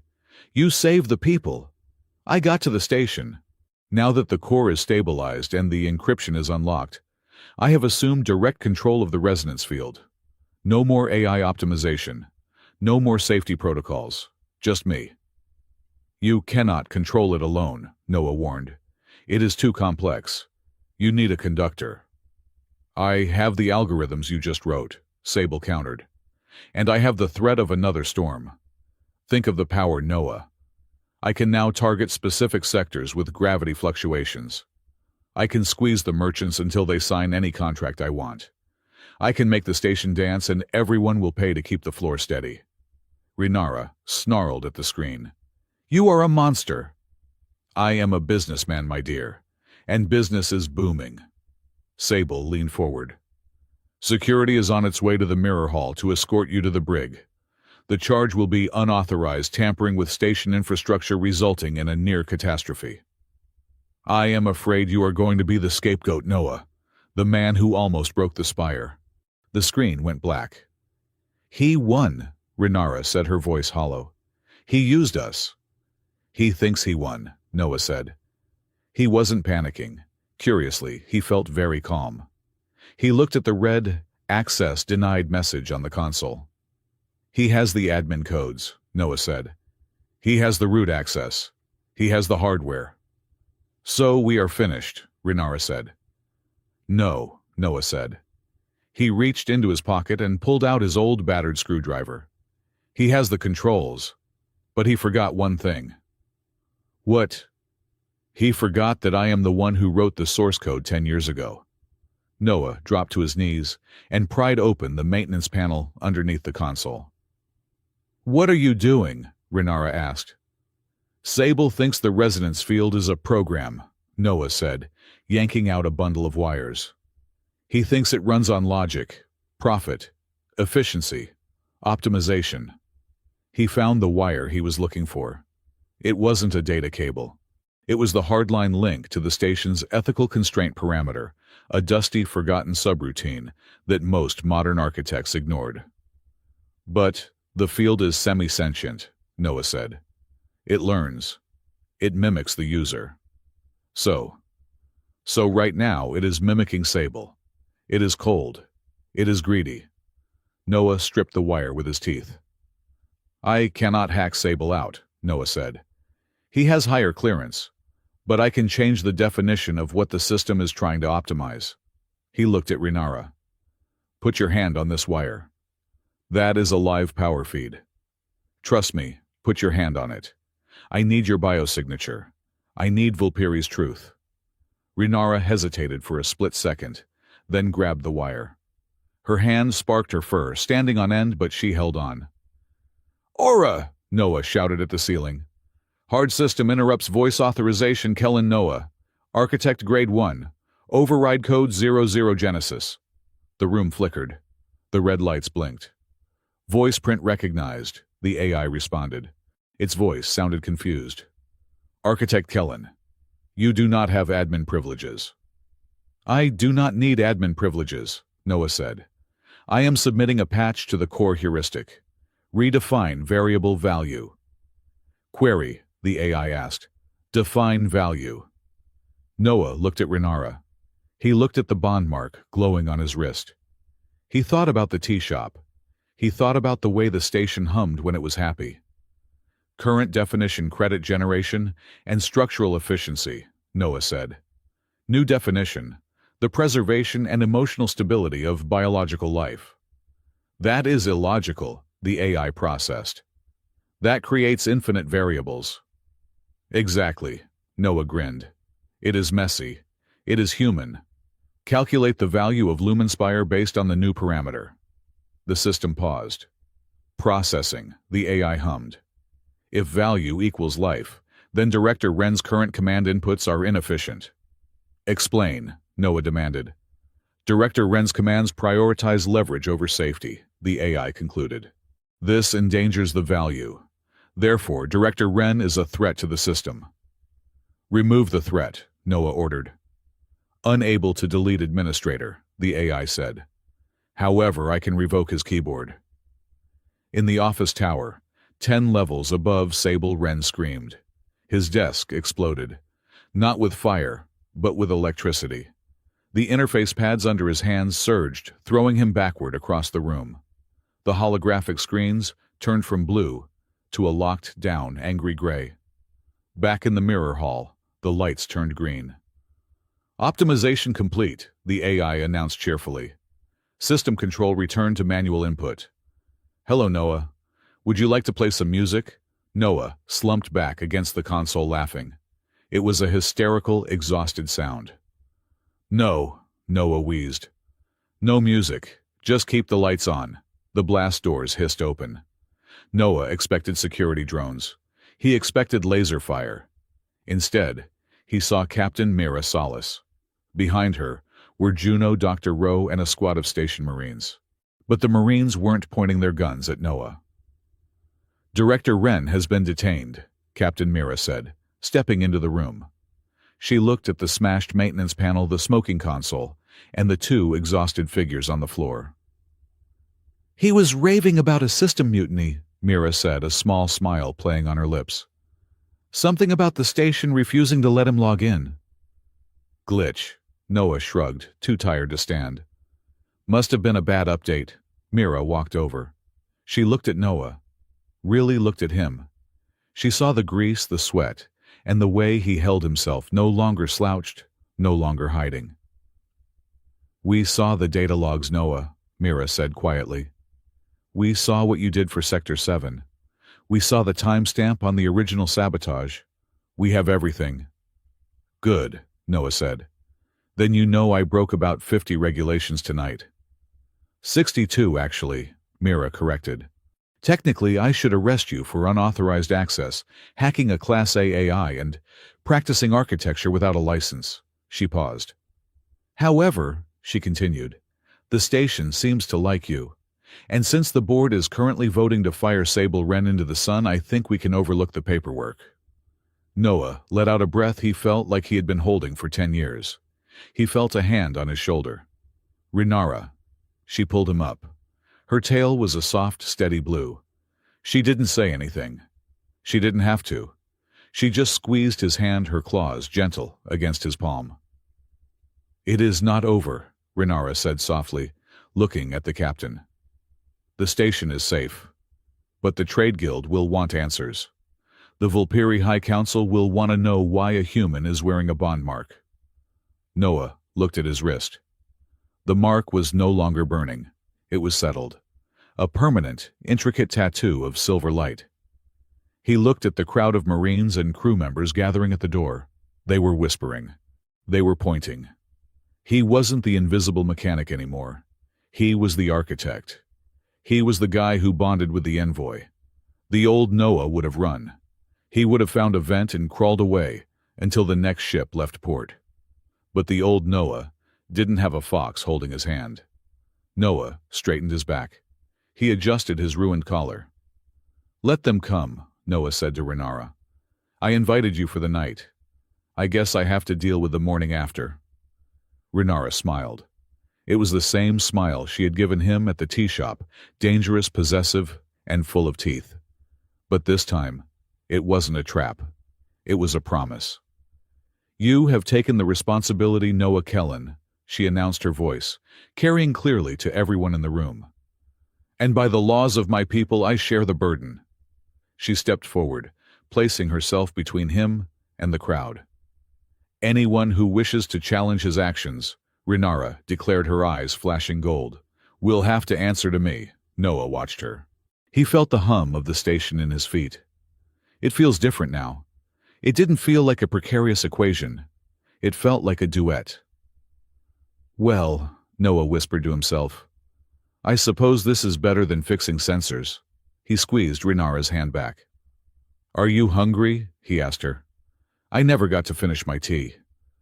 Renara looked back at him, her tail twitching with amusement. Responsible people eat a balanced breakfast, she said. Boring, Noah said, but I can work with it. The silence that fell over Lumenspire in the aftermath of the resonance storm was heavier than gravity. It was not the peaceful silence of deep space, but the held breath of a survivor, waiting for the next blow. The station was alive, technically. The lights were on. The air recyclers were humming a steady, rhythmic B-flat. The gravity plating was holding firm at 1 standard G. But the atmosphere was fractured. Noah Kellen sat in the office of Captain Mira Salas, spinning a cooling fan from a fried circuit board between his fingers. He watched the news feed scrolling across the captain's wall-sized window. Unknown hero or rogue agent, the headline screamed in neon blue letters. Sector 7, stabilized by unauthorized interference. Below that, a sub-headline. Director Wren calls for inquiry into system compromise. He is fast, Noah murmured, flicking the fan so it spun like a top on the captain's mahogany desk. The dust has not even settled and he is already controlling the narrative. Captain Mira Salas stood by the window, her back to him. Her white uniform was crisp, but her shoulders were tight. She looked out at the station, her station which was currently split into 2 angry camps. The Merchant Guild is furious, Mira said, her voice tight. They are saying the gravity fluctuation damaged 3 shipments of unstable isotopes. They want a head on a pike. Specifically the head of the person who touched the core without a permit. I saved the isotopes, Noah argued tiredly. If I hadn't stabilized the field, those isotopes would be floating in a debris cloud right now. They do not care about what didn't happen, Noah. They care about the insurance premiums. Mira turned around, her face severe, but her eyes kind. And the residents of Sector 7, they are hailing you as a saint. They saw the blue light. They felt calm. They know someone stepped in when the AI tried to eject them. I am not a saint, Noah said, looking at his bandaged hands. The burns from the haptic interface were healing, treated with dermal regenerators, but they still throbbed. I am just a mechanic who hates bad code. You are an architect, Mira corrected. And right now, that makes you the most dangerous political variable on this station. She walked over to her desk and tapped a command on her console. I am placing you on administrative leave effective immediately. Noah blinked. You are firing me. I am hiding you, Mira said. Sable Wren is currently lobbying the council to have you transferred to his custody for debriefing. If you are on active duty, he can claim jurisdiction through the Technical Oversight Committee. If you are on leave, you are a civilian, and civilians fall under my protection. He will come for me anyway, Noah said. He knows I can rewrite the station's heartbeat. He won't let a tool like that walk away. Then do not be a tool, Mira said. Be a ghost. Go to the light gardens. Stay off the grid. Do not log into any terminals. Do not fix any toasters. Just exist. Let me handle the politics. Noah stood up, pocketing the spinning fan. You cannot handle him alone, Mira. He has the system rigged. The AI is still learning the new parameters, but Sable has the root keys. I am the captain of the Spire, Mira said, her voice steel. This isn't just a machine, Noah. It is a ship. And on a ship, the captain's word is law. Now get out of my office. Dr. Rowe wants to check your neural pathways before I release you. The light garden was a bubble of impossible serenity in the middle of the industrial chaos.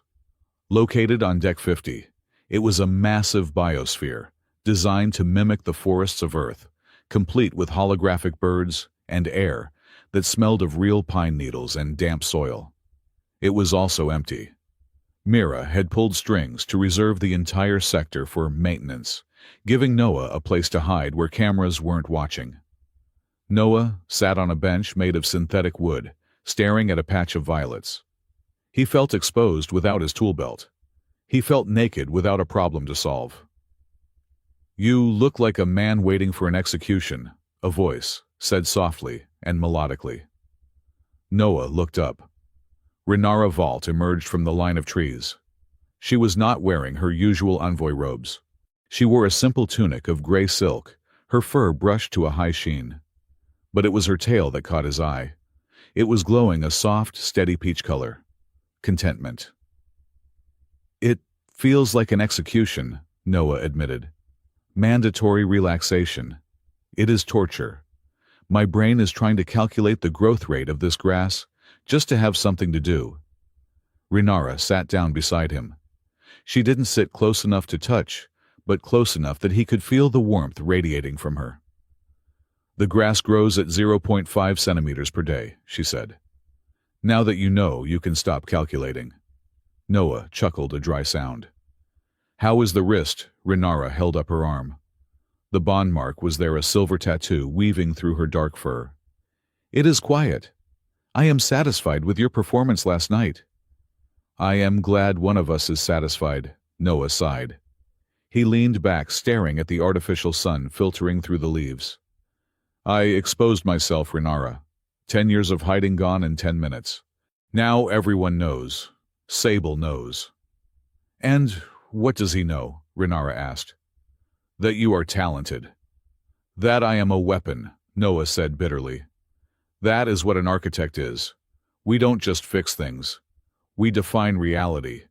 If Sable forces me to work for him, I won't just be calibrating sensors. I will be redrawing the trade routes to strangle planets that don't pay his tariffs. I will be the reason colonies starve. I will be the cause of the next Theta Gate." He squeezed his eyes shut. The memory was always there, the moon cracking. The silence was louder than the scream. "I should have run," Noah whispered. "I should have let the bolts fire. Better 12,000 people die now than 1,000,000 people die later, because I gave Sable the power to play God." A cool hand touched his cheek. Noah opened his eyes. Renara was leaning in her golden eyes, searching his face. "Is that what you think happened?" she asked. "You think you gave him power?" "I unlocked the door," Noah said. "No," Renara said firmly.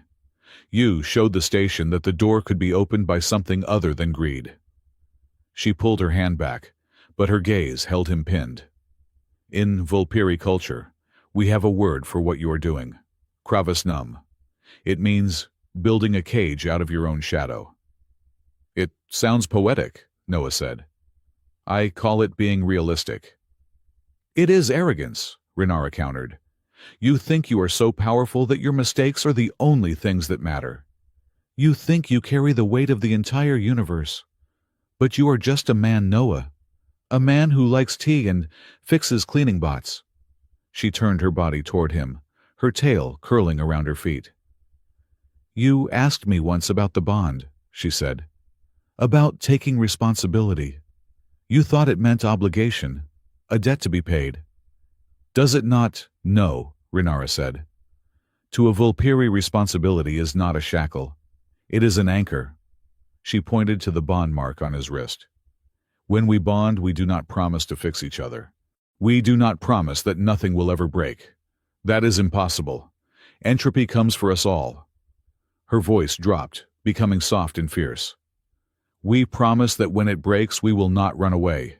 We promise that when the pain comes, we will stand witness to it. We will not close our eyes. We will not leave the other alone in the dark." Noah looked at her. He thought about the last 10 years.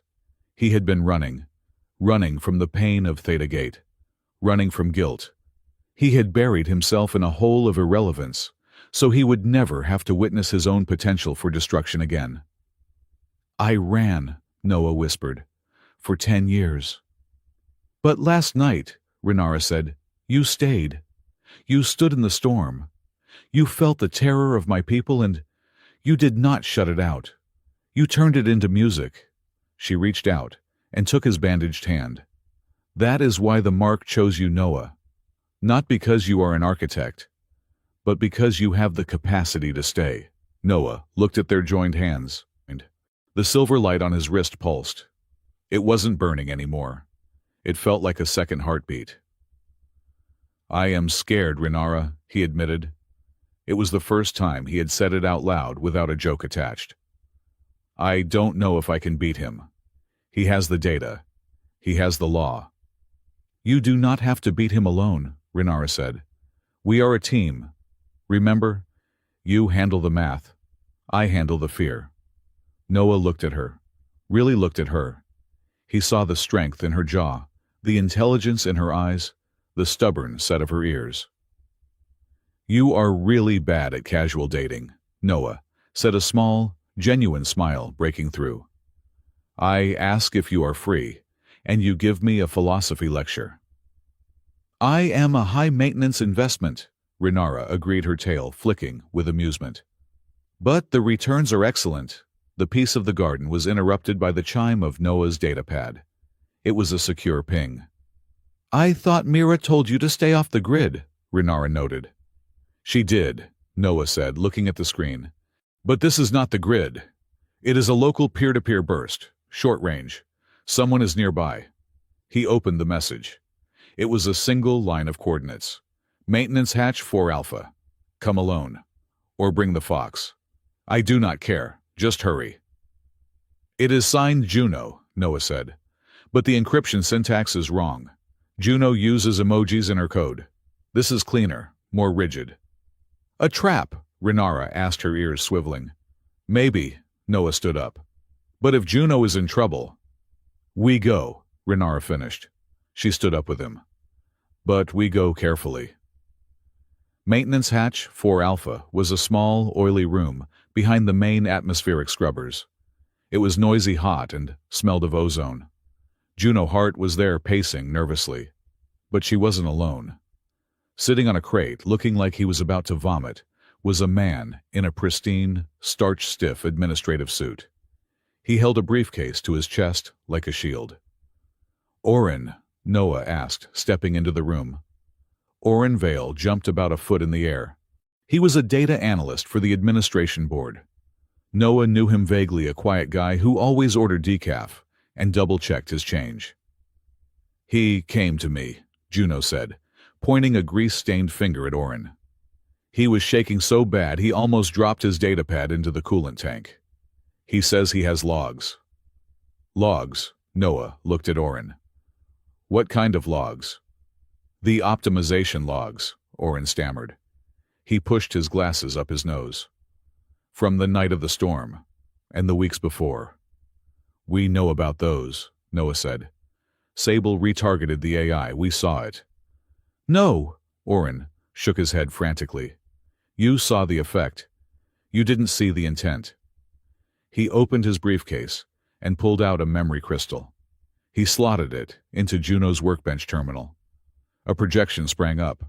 It was a complex web of financial projections, overlaid with structural integrity reports. "Sable didn't just want to clear Sector 7, Oren said, his voice gaining a little strength.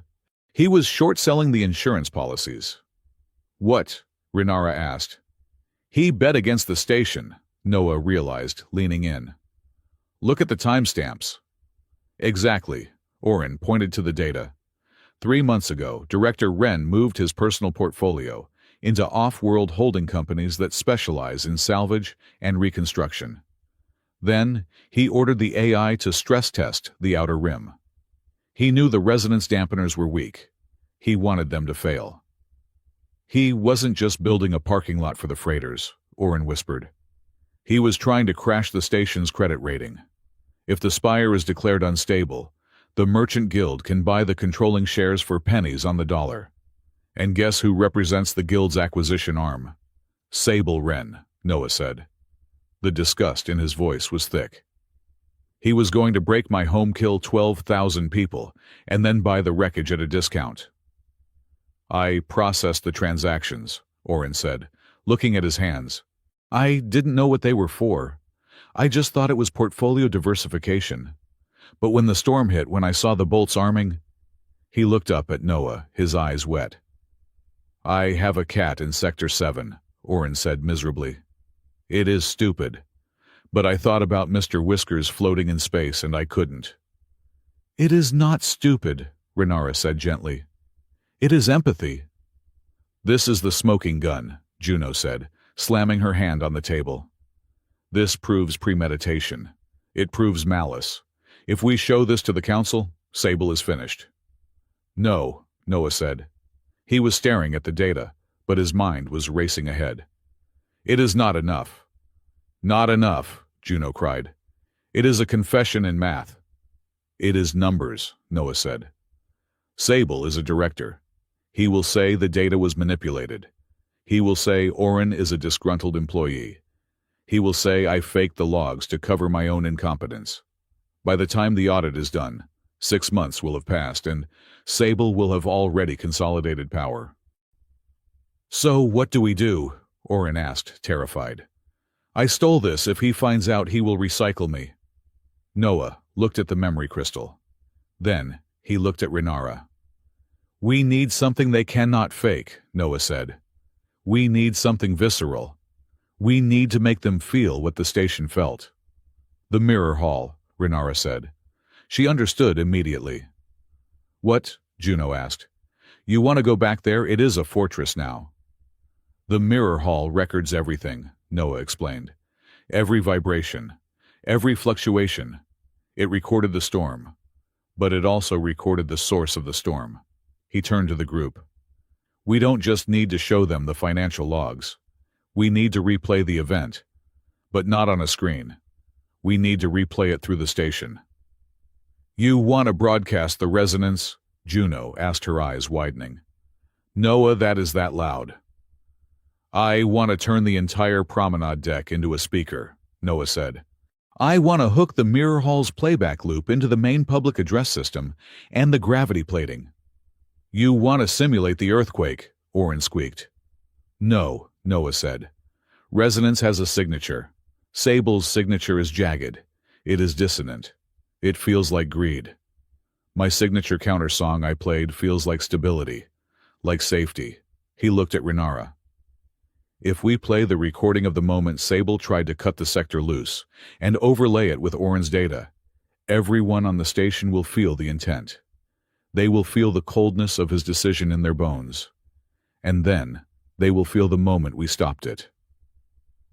You are going to weaponize empathy, Renara said, a slow smile spreading across her face. You are going to use the Vulpiri way against him.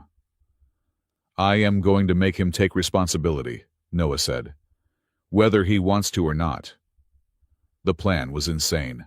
It required Noah to break back into the Mirror Hall Juno to hack the public address system, and Oren to upload the financial data into the broadcast stream at the exact moment of the bass drop. They had 3 hours before the council convened to vote on Noah's arrest.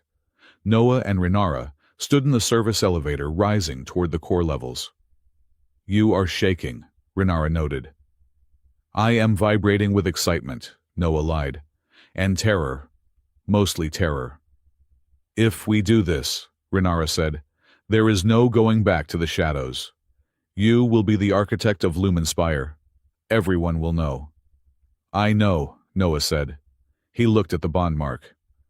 I am done hiding, Renara. You were right. Hiding is just building a cage. He turned to her. The elevator hummed around them. When this is over, Noah said, his voice slightly awkward. Assuming we are not in a penal colony, would you like to get dinner, a real dinner, not a tactical meeting in a machine shop? Renara looked at him. Her tail swished softly, brushing against his leg. Are you asking me out, Noah Kellen? I am, Noah said. No jokes, no accidental blood oaths. I would just like to spend time with you. Renara leaned forward. She pressed her forehead against his. It was a gesture of intimacy that sent a jolt of warmth through his entire body. I accept, she whispered. But you are paying. Your salary is about to go up significantly. The elevator dinged. Level 10. Mirror hall access. The doors opened, and they walked straight into a wall of security droids. "Freeze!" a metallic voice barked. Noah raised his hands instantly. Renara hissed her claws, sliding out. Behind the droids, Director Sable Wren stepped out. He was clapping slowly. "Bravo," Sable said. "I must admit I did not expect you to turn the accountant. Poor Mr. Vale. We found him in the ventilation shaft about 10 minutes ago. He sings like a bird when you threaten his cat." Noah's heart sank. "Where is he?" "Detained," Sable said smoothly. "Along with your friend Ms. Hart. And soon you." He gestured to the droids. "Seize them. Use non-lethal force, but do not be gentle. I want the architect's hands intact. Everything else is negotiable." "Run!" Noah yelled, shoving Renara back into the elevator. "No!" Renara grabbed his jacket. "Go!" Noah slammed his hand on the close button. "Find Mira. Tell her." A stun baton cracked against Noah's shoulder. His arm went numb. He fell to his knees. The last thing he saw before the elevator doors slid shut was Renara lunging at a droid, her tail blazing a furious combat red, and Sable Wren smiling down at him. "You really should have taken the job, Noah," Sable sighed, shaking his head. "Now I am going to have to make you work for free." Darkness took him. Noah woke up in a chair. He was bound, not with ropes, but with magnetic cuffs that locked his wrists and ankles to the metal frame. He was in the mirror hall, but it wasn't the beautiful room he remembered. The lights were harsh and white. The singing crystals were silent, dampened by suppression fields. Sable Wren stood at the conductor's podium. He was typing. "Ah, you are awake," Sable said without looking around. "Just in time. I am having trouble with the harmonic stabilizer for Sector 4. The algorithm is stubborn." "Go to hell," Noah rasped. His shoulder throbbed where the baton had hit him. "I am trying to avoid that actually," Sable said. He turned around. "That is why I need you. You see, Noah, I realize something. I cannot control the field alone. It resists me. It knows I don't love it." He walked over to Noah. "But you love it. You hear music where I see code. So here is the new arrangement." Sable pulled out a device. It looked like a headset, but with invasive neural prongs. "This is a resonance link," Sable explained. "Usually used for deep space navigation. It forces a synchronization between the pilot and the ship." Noah went pale. "That is illegal. It burns out the frontal cortex in a year." "A year is all I need to secure my assets," Sable said. "I am going to hook you into the core, Noah. You will be the processor. I will feed the commands, and your subconscious, your talent will translate them into the necessary resonance. You won't have a choice. Your brain will fix the instability automatically to protect itself from the feedback." "You are going to turn me into a biological component," Noah whispered. The horror was cold and absolute. "I am going to give you what you always wanted," Sable said, stepping closer with the headset. "A permanent place in the system. You will never have to deal with people again. Just pure, unadulterated math." "Renara will stop you," Noah said. The envoy, Sable, chuckled. "She is currently trapped in the elevator shaft between levels 10 and 9. My security team is cutting through the door as we speak. She will be deported to the Vulpiri homeworld in a cryopod before supper." Sable raised the headset. "Hold still, Noah. This might sting a little." Noah struggled against the cuffs. It was useless. He looked at the dead, silent crystals. He thought of the light garden. He thought of the tea shop. He thought of the promise. "I will not run." But he couldn't fight this. Just as Sable lowered the prongs toward Noah's temples, the room shook. Not a vibration. A thud. "Thum." Sable paused. "What was that?" "Thum." It was rhythmic. It was getting louder. The lights in the mirror hall flickered. A voice, amplified, distorted, and incredibly loud boomed through the suppressed crystals. "Are you free tonight?" Sable looked around wildly. "Who is doing that?" Noah started to laugh. It was a desperate, hopeful sound. "That is not a broadcast," Noah said. "That is a bond." The blast doors of the mirror hall didn't open. They melted. A beam of pure, concentrated resonance energy tore through the durasteel. Standing in the smoke, her fur glowing so brightly, she looked like a star, was Renara. She wasn't alone. Behind her were 50 Vulpiri dockworkers, and Captain Mira, and Juno, and a very angry-looking Dr. Rowe holding a plasma cutter. Renara stepped into the room. Her eyes were burning gold. She pointed a claw at Sable. "You took my partner," she snarled, her voice vibrating the crystals on the walls. "Now you take the consequences." Sable dropped the headset. He scrambled back toward the console. "Security override, seal the room." "Too late," Noah shouted. "Renara, the crystals wake them up." Renara threw her head back and screamed. It wasn't a scream of fear. It was a scream of command. She poured every ounce of her empathic energy into the room. The suppression field shattered. The crystals woke up. They caught her anger, her love, her determination. The mirror hall erupted in light.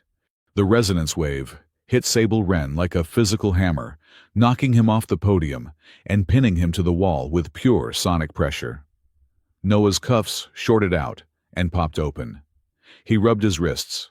He stood up. He walked over to Renara, who was breathing hard, her light dimming to a steady protective silver. "You are late," Noah said, smiling through the pain. "Traffic was murder," Renara replied, baring her teeth in a feral grin. Noah turned to the console. He looked at Sable pinned and terrified against the wall. "Okay," Noah said, cracking his knuckles. "Let's play that song for the council." He placed his hands on the keys. "Time to show them the truth." The Grand Council chamber of Lumenspire was designed to make a human being feel small. The ceiling vaulted high enough to hold a storm cloud, and the walls were lined with the silent, judgmental flags of the 12 major trade guilds. In the center of the room, a single circle of harsh white light illuminated the accused. Noah Kellen stood in that circle. He was no longer wearing his grease-stained jumpsuit. The security team had forced him into a standard gray detention tunic which scratched at the neck. His wrists were unbound, but the magnetic dampeners in the floor kept him pinned to the spot more effectively than any chain. Opposite him, seated on a raised dais that looked down upon the accused, sat the council. 7 members of various species, their faces unreadable masks of bureaucratic indifference. And pacing between them, looking like a tragic hero, was Director Sable Wren. "It brings me no pleasure to be here," Sable said, his voice amplified by the room's acoustics. He smoothed the front of his midnight blue jacket. "Noah Kellen is a talented technician, a brilliant mind. But brilliance without control is merely a blast radius waiting to happen." Sable turned to the council, his expression grave. "We have seen the logs," Sable continued. "We have seen unauthorized access to the core. We have seen the reckless manipulation of the station's gravity field during a critical stability event. While Mr. Kellen claims he was saving the station, the data suggests he was the one who destabilized it in the first place to satisfy a hero complex." Noah clenched his jaw. He wanted to shout. He wanted to scream that Sable was the one who had bet against the station, the one who had tried to murder 12,000 people for an insurance payout. But he had no data pad. He had no proof. His voice would just be noise against the polished symphony of Sable's lies. "The prosecution moves for immediate incarceration," Sable concluded, resting his hands on the railing. "And a permanent ban on Mr. Kellen ever touching a computing interface again.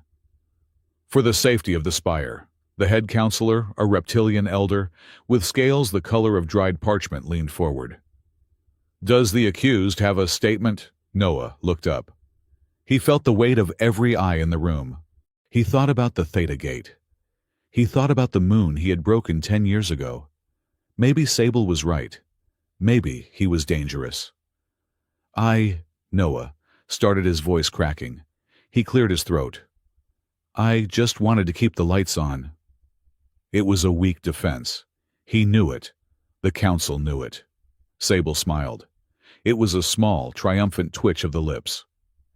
Then the council will proceed to sentencing, the head counselor announced. Objection. The word cut through the air like a diamond saw.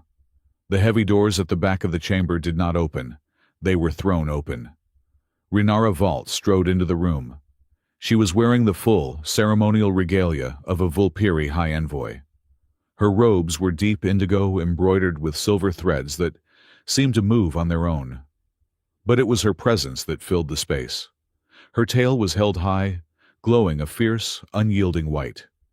Behind her walked Captain Mira Solace, Dr. Ishan Ro Juno Hart, and a very terrified-looking Orin Vale. This is a closed tribunal, the head counselor rumbled. Envoy Vault, you have no jurisdiction here. I have every jurisdiction, Renara stated, walking into the light. She stood beside Noah, her shoulder brushing his. The accused is bonded to a member of the Vulpiri High Merchant Guild. Under the Interspecies Trade Accord Article 42, any judgment passed on him affects my house. Therefore, I demand the right of co-defense. This is absurd, Sable scoffed. The bond was a social accident. A joke over tea. Is it? Renara turned her golden eyes on Sable. The mark on his wrist says otherwise, and the resonance he sang to save my people says otherwise. She turned back to the council. You are judging a resonance architect in a room built of stone and lies, Renara declared. You cannot judge the wind by looking at a photograph of a storm. If you want the truth, we must go to the place where the truth is recorded. Envoy Vault, the head counselor sighed. Where do you propose we move this disruption? The Mirror Hall, Renara said. A murmur ran through the council. The Mirror Hall was sacred ground. It was the heart of the station. The field has a memory, Renara said, her voice ringing clear. It does not care about politics. It does not care about profit. It only records vibration. If Noah Kellen is the villain, the field will show his dissonance. If Director Wren is the villain, the field will show his greed. She looked at Sable. Unless, of course, the director is afraid of what the reflections will show. Sable stiffened. He looked at the council members who were now whispering among themselves. He saw the trap. If he refused, he looked guilty. If he agreed, he risked exposure. But Sable was arrogant. He believed in his own encryption. He believed he had scrubbed the logs clean. I have nothing to hide, Sable said smoothly. If the envoy wishes for a theatrical demonstration, let us indulge her. Let the station itself be the judge. The procession to the Mirror Hall was solemn. The corridors were lined with citizens humans, Vulpiri, and a dozen other species watching silently. They knew something momentous was happening. The rumor mill had been churning since the storm. Inside the Mirror Hall, the atmosphere was different. The suppression fields had been lowered. The crystal walls were humming softly, reacting to the sheer number of people entering the chamber. The council members took their places on the observation deck. Noah and Sable stood on the central platform, the massive spinning field core looming above them like a dormant god. The floor is yours, architect, the head counselor said from the deck. Noah stepped up to the console. He looked at the keys. For the first time in 10 years, he didn't feel the urge to run. He felt the cool, grounding presence of Renara standing just to his right. He felt the nervous energy of Juno and Orin plugging in their data drives at the auxiliary station. I am not going to give a speech, Noah said. His voice was quiet, but in the acoustic perfection of the hall, it carried to every corner. I am going to tell you a story. He placed his hands on the haptic sensors. 10 years ago, Noah began. I was the lead architect for the Theta Gate project. I was young. I was arrogant. I thought the resonance field was a code to be cracked. He moved his fingers. A low, mournful tone filled the room. The crystals turned a deep, sorrowful blue. I tried to force a synchronization, Noah continued. I pushed the gate beyond its tolerance because I wanted to set a record. I wanted to be the best. And because of my pride, the gravity shear cracked the mantle of the colony moon. The room was silent. Even Sable was watching, surprised by the admission. No one died, Noah said. But they lost their homes. I watched the atmosphere vent into space. I listened to the sound of a world breaking, and it sounded exactly like me. He played a dissonant chord. It was ugly. It grated on the nerves. I ran away, Noah said. I buried my name. I became a calibration tech because I wanted to fix small things. I wanted to be unimportant. I thought that if I never touched the power again, I could never hurt anyone again. He looked up at the council. But I learned something this week, Noah said. Hiding is not safe. Hiding is just another form of cowardice. Because while I was hiding, men like Director Wren were taking the power I left behind and using it for something much worse than pride. Noah turned to Sable. You didn't break the station by accident, Sable. You broke it on purpose.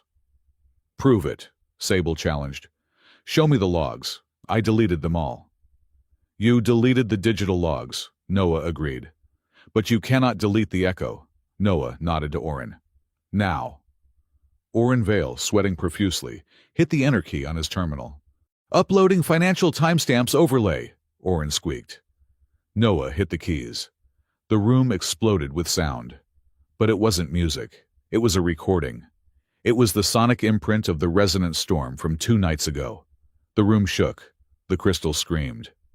But then, Noah overlaid a second track. It was a cold, rhythmic, mechanical pulsing sound. Thump-click, thump-click. That, Noah pointed to a jagged red line appearing on the holographic display, is the timestamp of Director Wren's sell orders on the insurance market. Look at the rhythm, the council watched. Every time the thump-click of a sell order hit, the scream of the storm intensified. He shorted the stock, Juno's voice rang out from the auxiliary station.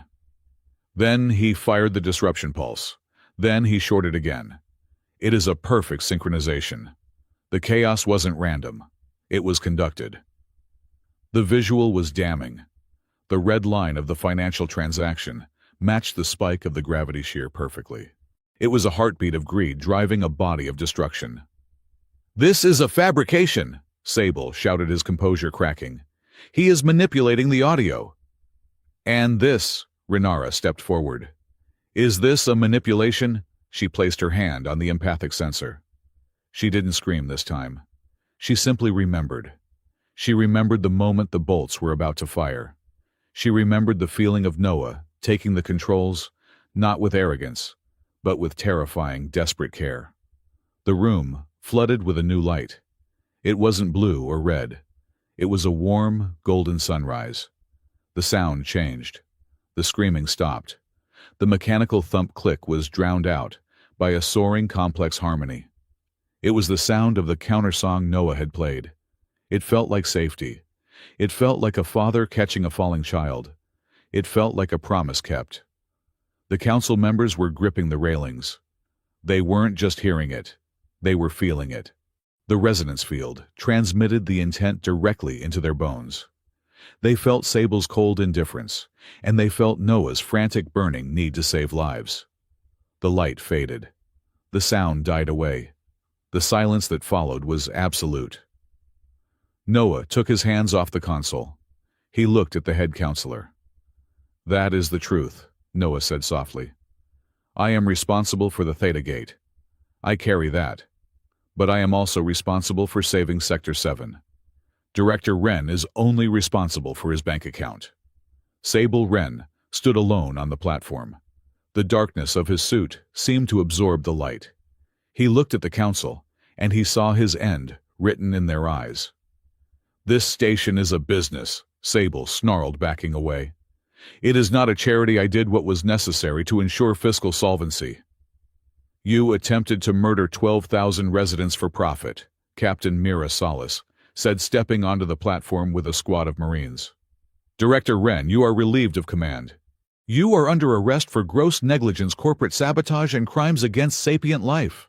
Sable looked at the Marines. He looked at Noah. You are a fool, Kellen, Sable hissed, as the cuffs were slapped onto his wrists. You think you won. You just shackled yourself to this machine forever. You will never be free. I know, Noah said, looking at Renara, but I like the company. As Sable was dragged away, the tension in the room broke. The council members were standing applauding. It was a slow, respectful sound. Noah didn't bow. He just slumped against the console, exhausted. We did it, Juno cheered, hugging Oren so hard his glasses went askew. Captain Mira walked over to Noah. Excellent work, Architect, though I am going to have a headache for a week from that audio display. Take 2 aspirin and call me in the morning, Noah mumbled. But Renara was quiet. She was looking at Noah with a strange expression. It wasn't a triumph. It was something deeper, a realization. Noah, she said softly, come with me. Where to celebrate? No, she said. To the observation deck. There is something you need to see. The observation deck was empty, save for the stars. The same place where the story had begun, with a lonely tech looking out at the traffic. Noah leaned against the glass, enjoying the silence. Renara stood beside him, her tail swaying gently. So, Noah said, breaking the silence. The bond mark, the trial. It is over. I guess I proved I was responsible. You did, Renara said. She turned to face him. But there is one thing you still do not understand. What? The twist, she said, using a human literary term with a slight smile. You think the bond mark appeared because you made a joke about tea and I took it seriously. Didn't it? Noah asked. You said intent follows action. I asked for your night, you gave me the mark. Renara shook her head. Her golden eyes were soft, reflecting the starlight. Vulpiri bond marks are not triggered by words, Noah. They are triggered by resonance, by a deep, energetic recognition of a soul that complements our own. She looked out at the distant glowing ring of the Sector 7 gate. For the last 6 months, Renara said, the Sector 7 gate has been failing. The hardware is old. The budget was cut. By all laws of physics, that gate should have collapsed and crushed my people months ago. Noah stiffened. He looked away, focusing on a distant freighter. But it didn't collapse, Renara continued, because every night between 0200 and 0300 hours, someone was logging into the subsystem. Someone was manually adjusting the microthrusters. Someone was feeding a harmonic stabilizer into the grid to keep the roof from falling in. She looked at Noah. It was anonymous. The logs were scrambled, but the signature of the code was distinct. It was gentle. It was protective. It was a musical. Noah sighed. Noah. He rubbed the back of his neck. I couldn't sleep. The vibration of the loose gate was annoying me. It was off-key. I just tuned it. You kept 10,000 people alive for 6 months, Renara corrected. You did it without credit, without pay, without anyone knowing. You risked your cover every single night, just to make sure strangers could sleep safely. She stepped closer. I was not sent to the station to inspect the trade route, Noah. I was sent by the Vulpiri matriarchs to find the ghost architect, to find the person who cared enough to save us in the dark. Noah stared at her.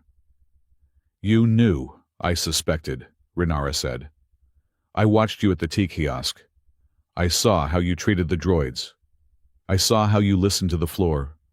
But I needed to be sure. She reached out and touched the bond mark on his wrist. When you asked, are you free tonight? The resonance field didn't react to your flirtation. It reacted to your presence. It recognized the ghost. The mark appeared because you had already taken responsibility, Noah, long before you ever spoke to me. Noah felt the air leave his lungs. He had thought he was a coward hiding from his duty. But the truth was, he had never stopped being an architect. He had never stopped caring. He had just stopped taking credit for it. I Thought I was running away, Noah whispered. You were walking a different path, Renara said. But it led to the same place. She took his hand. Her paw pads were warm. You are not a man who breaks moons, Noah. You are a man who holds up the sky. That is who I bonded with. That is who I love. The word hung in the air. Love. It wasn't a translation error. It was a fact as solid as the hull plating. Noah looked at her. He saw the alien features, the glowing eyes, the sharp teeth. And he saw the only person in the universe who truly understood the song in his head. I love you too, Noah said. It felt terrifying to say, more terrifying than the storm. Even if you are extremely bossy. I am efficient, Renara corrected her tail, wrapping around his leg. There is a difference. 3 weeks later. The sign on the door of the newly renovated office on Deck 50 read Residence Care Initiative. Inside the room was buzzing, not with alarms, but with conversation. A dozen young engineers, human Vulpiri, and 2 silicon-based hives were gathered around a holographic table. Noah Kellen stood at the head of the table. He wore a new uniform. It was still gray. He refused to wear the administrative blue, but it was clean, and it had the insignia of the master architect on the collar. Okay, listen up, Noah said, tapping the display. The resonance field is not a math problem. It is a conversation. If you try to shout at it, it will shout back. You have to ask nicely. But, Master Kellen, a young Vulpiri apprentice, asked, his tail twitching nervously. How do we know if it answers? You will feel it, Noah said. It starts in your feet. Then it moves to your teeth. If your teeth hurt, you are doing it wrong. If you feel like you just drank a perfect cup of tea, you are doing it right. The door opened. Renara walked in. She was carrying a tray. Ambassador Vault. The students stood up respectfully. Sit, sit. Renara waved them down. I brought supplies. The cognitive load of resonance training requires glucose. She set the tray down on Noah's desk. It was piled high with pastries, sticky buns, sugar crystals, and earth donuts. Dessert, Noah said, eyeing the tray. Bribery, I approve. Renara walked over to him. She looked regal, happy, and very much in charge. The council approved the budget for the new sensor grid, she told him quietly. And the Vulpiri High Matriarch wants to meet you. She says she wants to see the human who has a fox's heart. Does that involve a ritual dance? Noah asked warily. Maybe, Renara grinned. I will teach you. You have a good rhythm. She glanced at the clock on the wall. It was 6 in the evening, the end of the shift.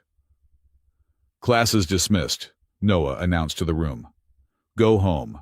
Listen to the hum of the station on your way. Write down what it sounds like. The students filed out, chattering excitedly. Noah and Renara were left alone in the office. The station hummed around them, a steady, healthy major chord. Noah picked up a donut. He looked at Renara. So, he said, leaning back against his desk. The station is stable. The students are learning. Sable is in a cell. My schedule is wide open. He offered her a piece of the pastry. Are you free tonight? Noah asked. The old joke. But this time it carried no weight of fear, only promises. Renara took the pastry. Her tail glowed a soft, romantic pink. Her eyes sparkled with mischief. That depends, she said, taking a bite. On what?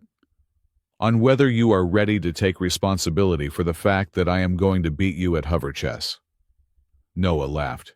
He took her hand, the silver bond mark on his wrist, shimmering in the twilight. I will take that risk, Noah said.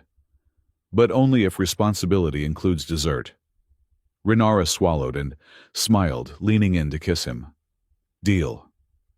Outside the window, the great river of ships flowed into the spire, guided by the unseen gentle hand of the architect, who had finally come home.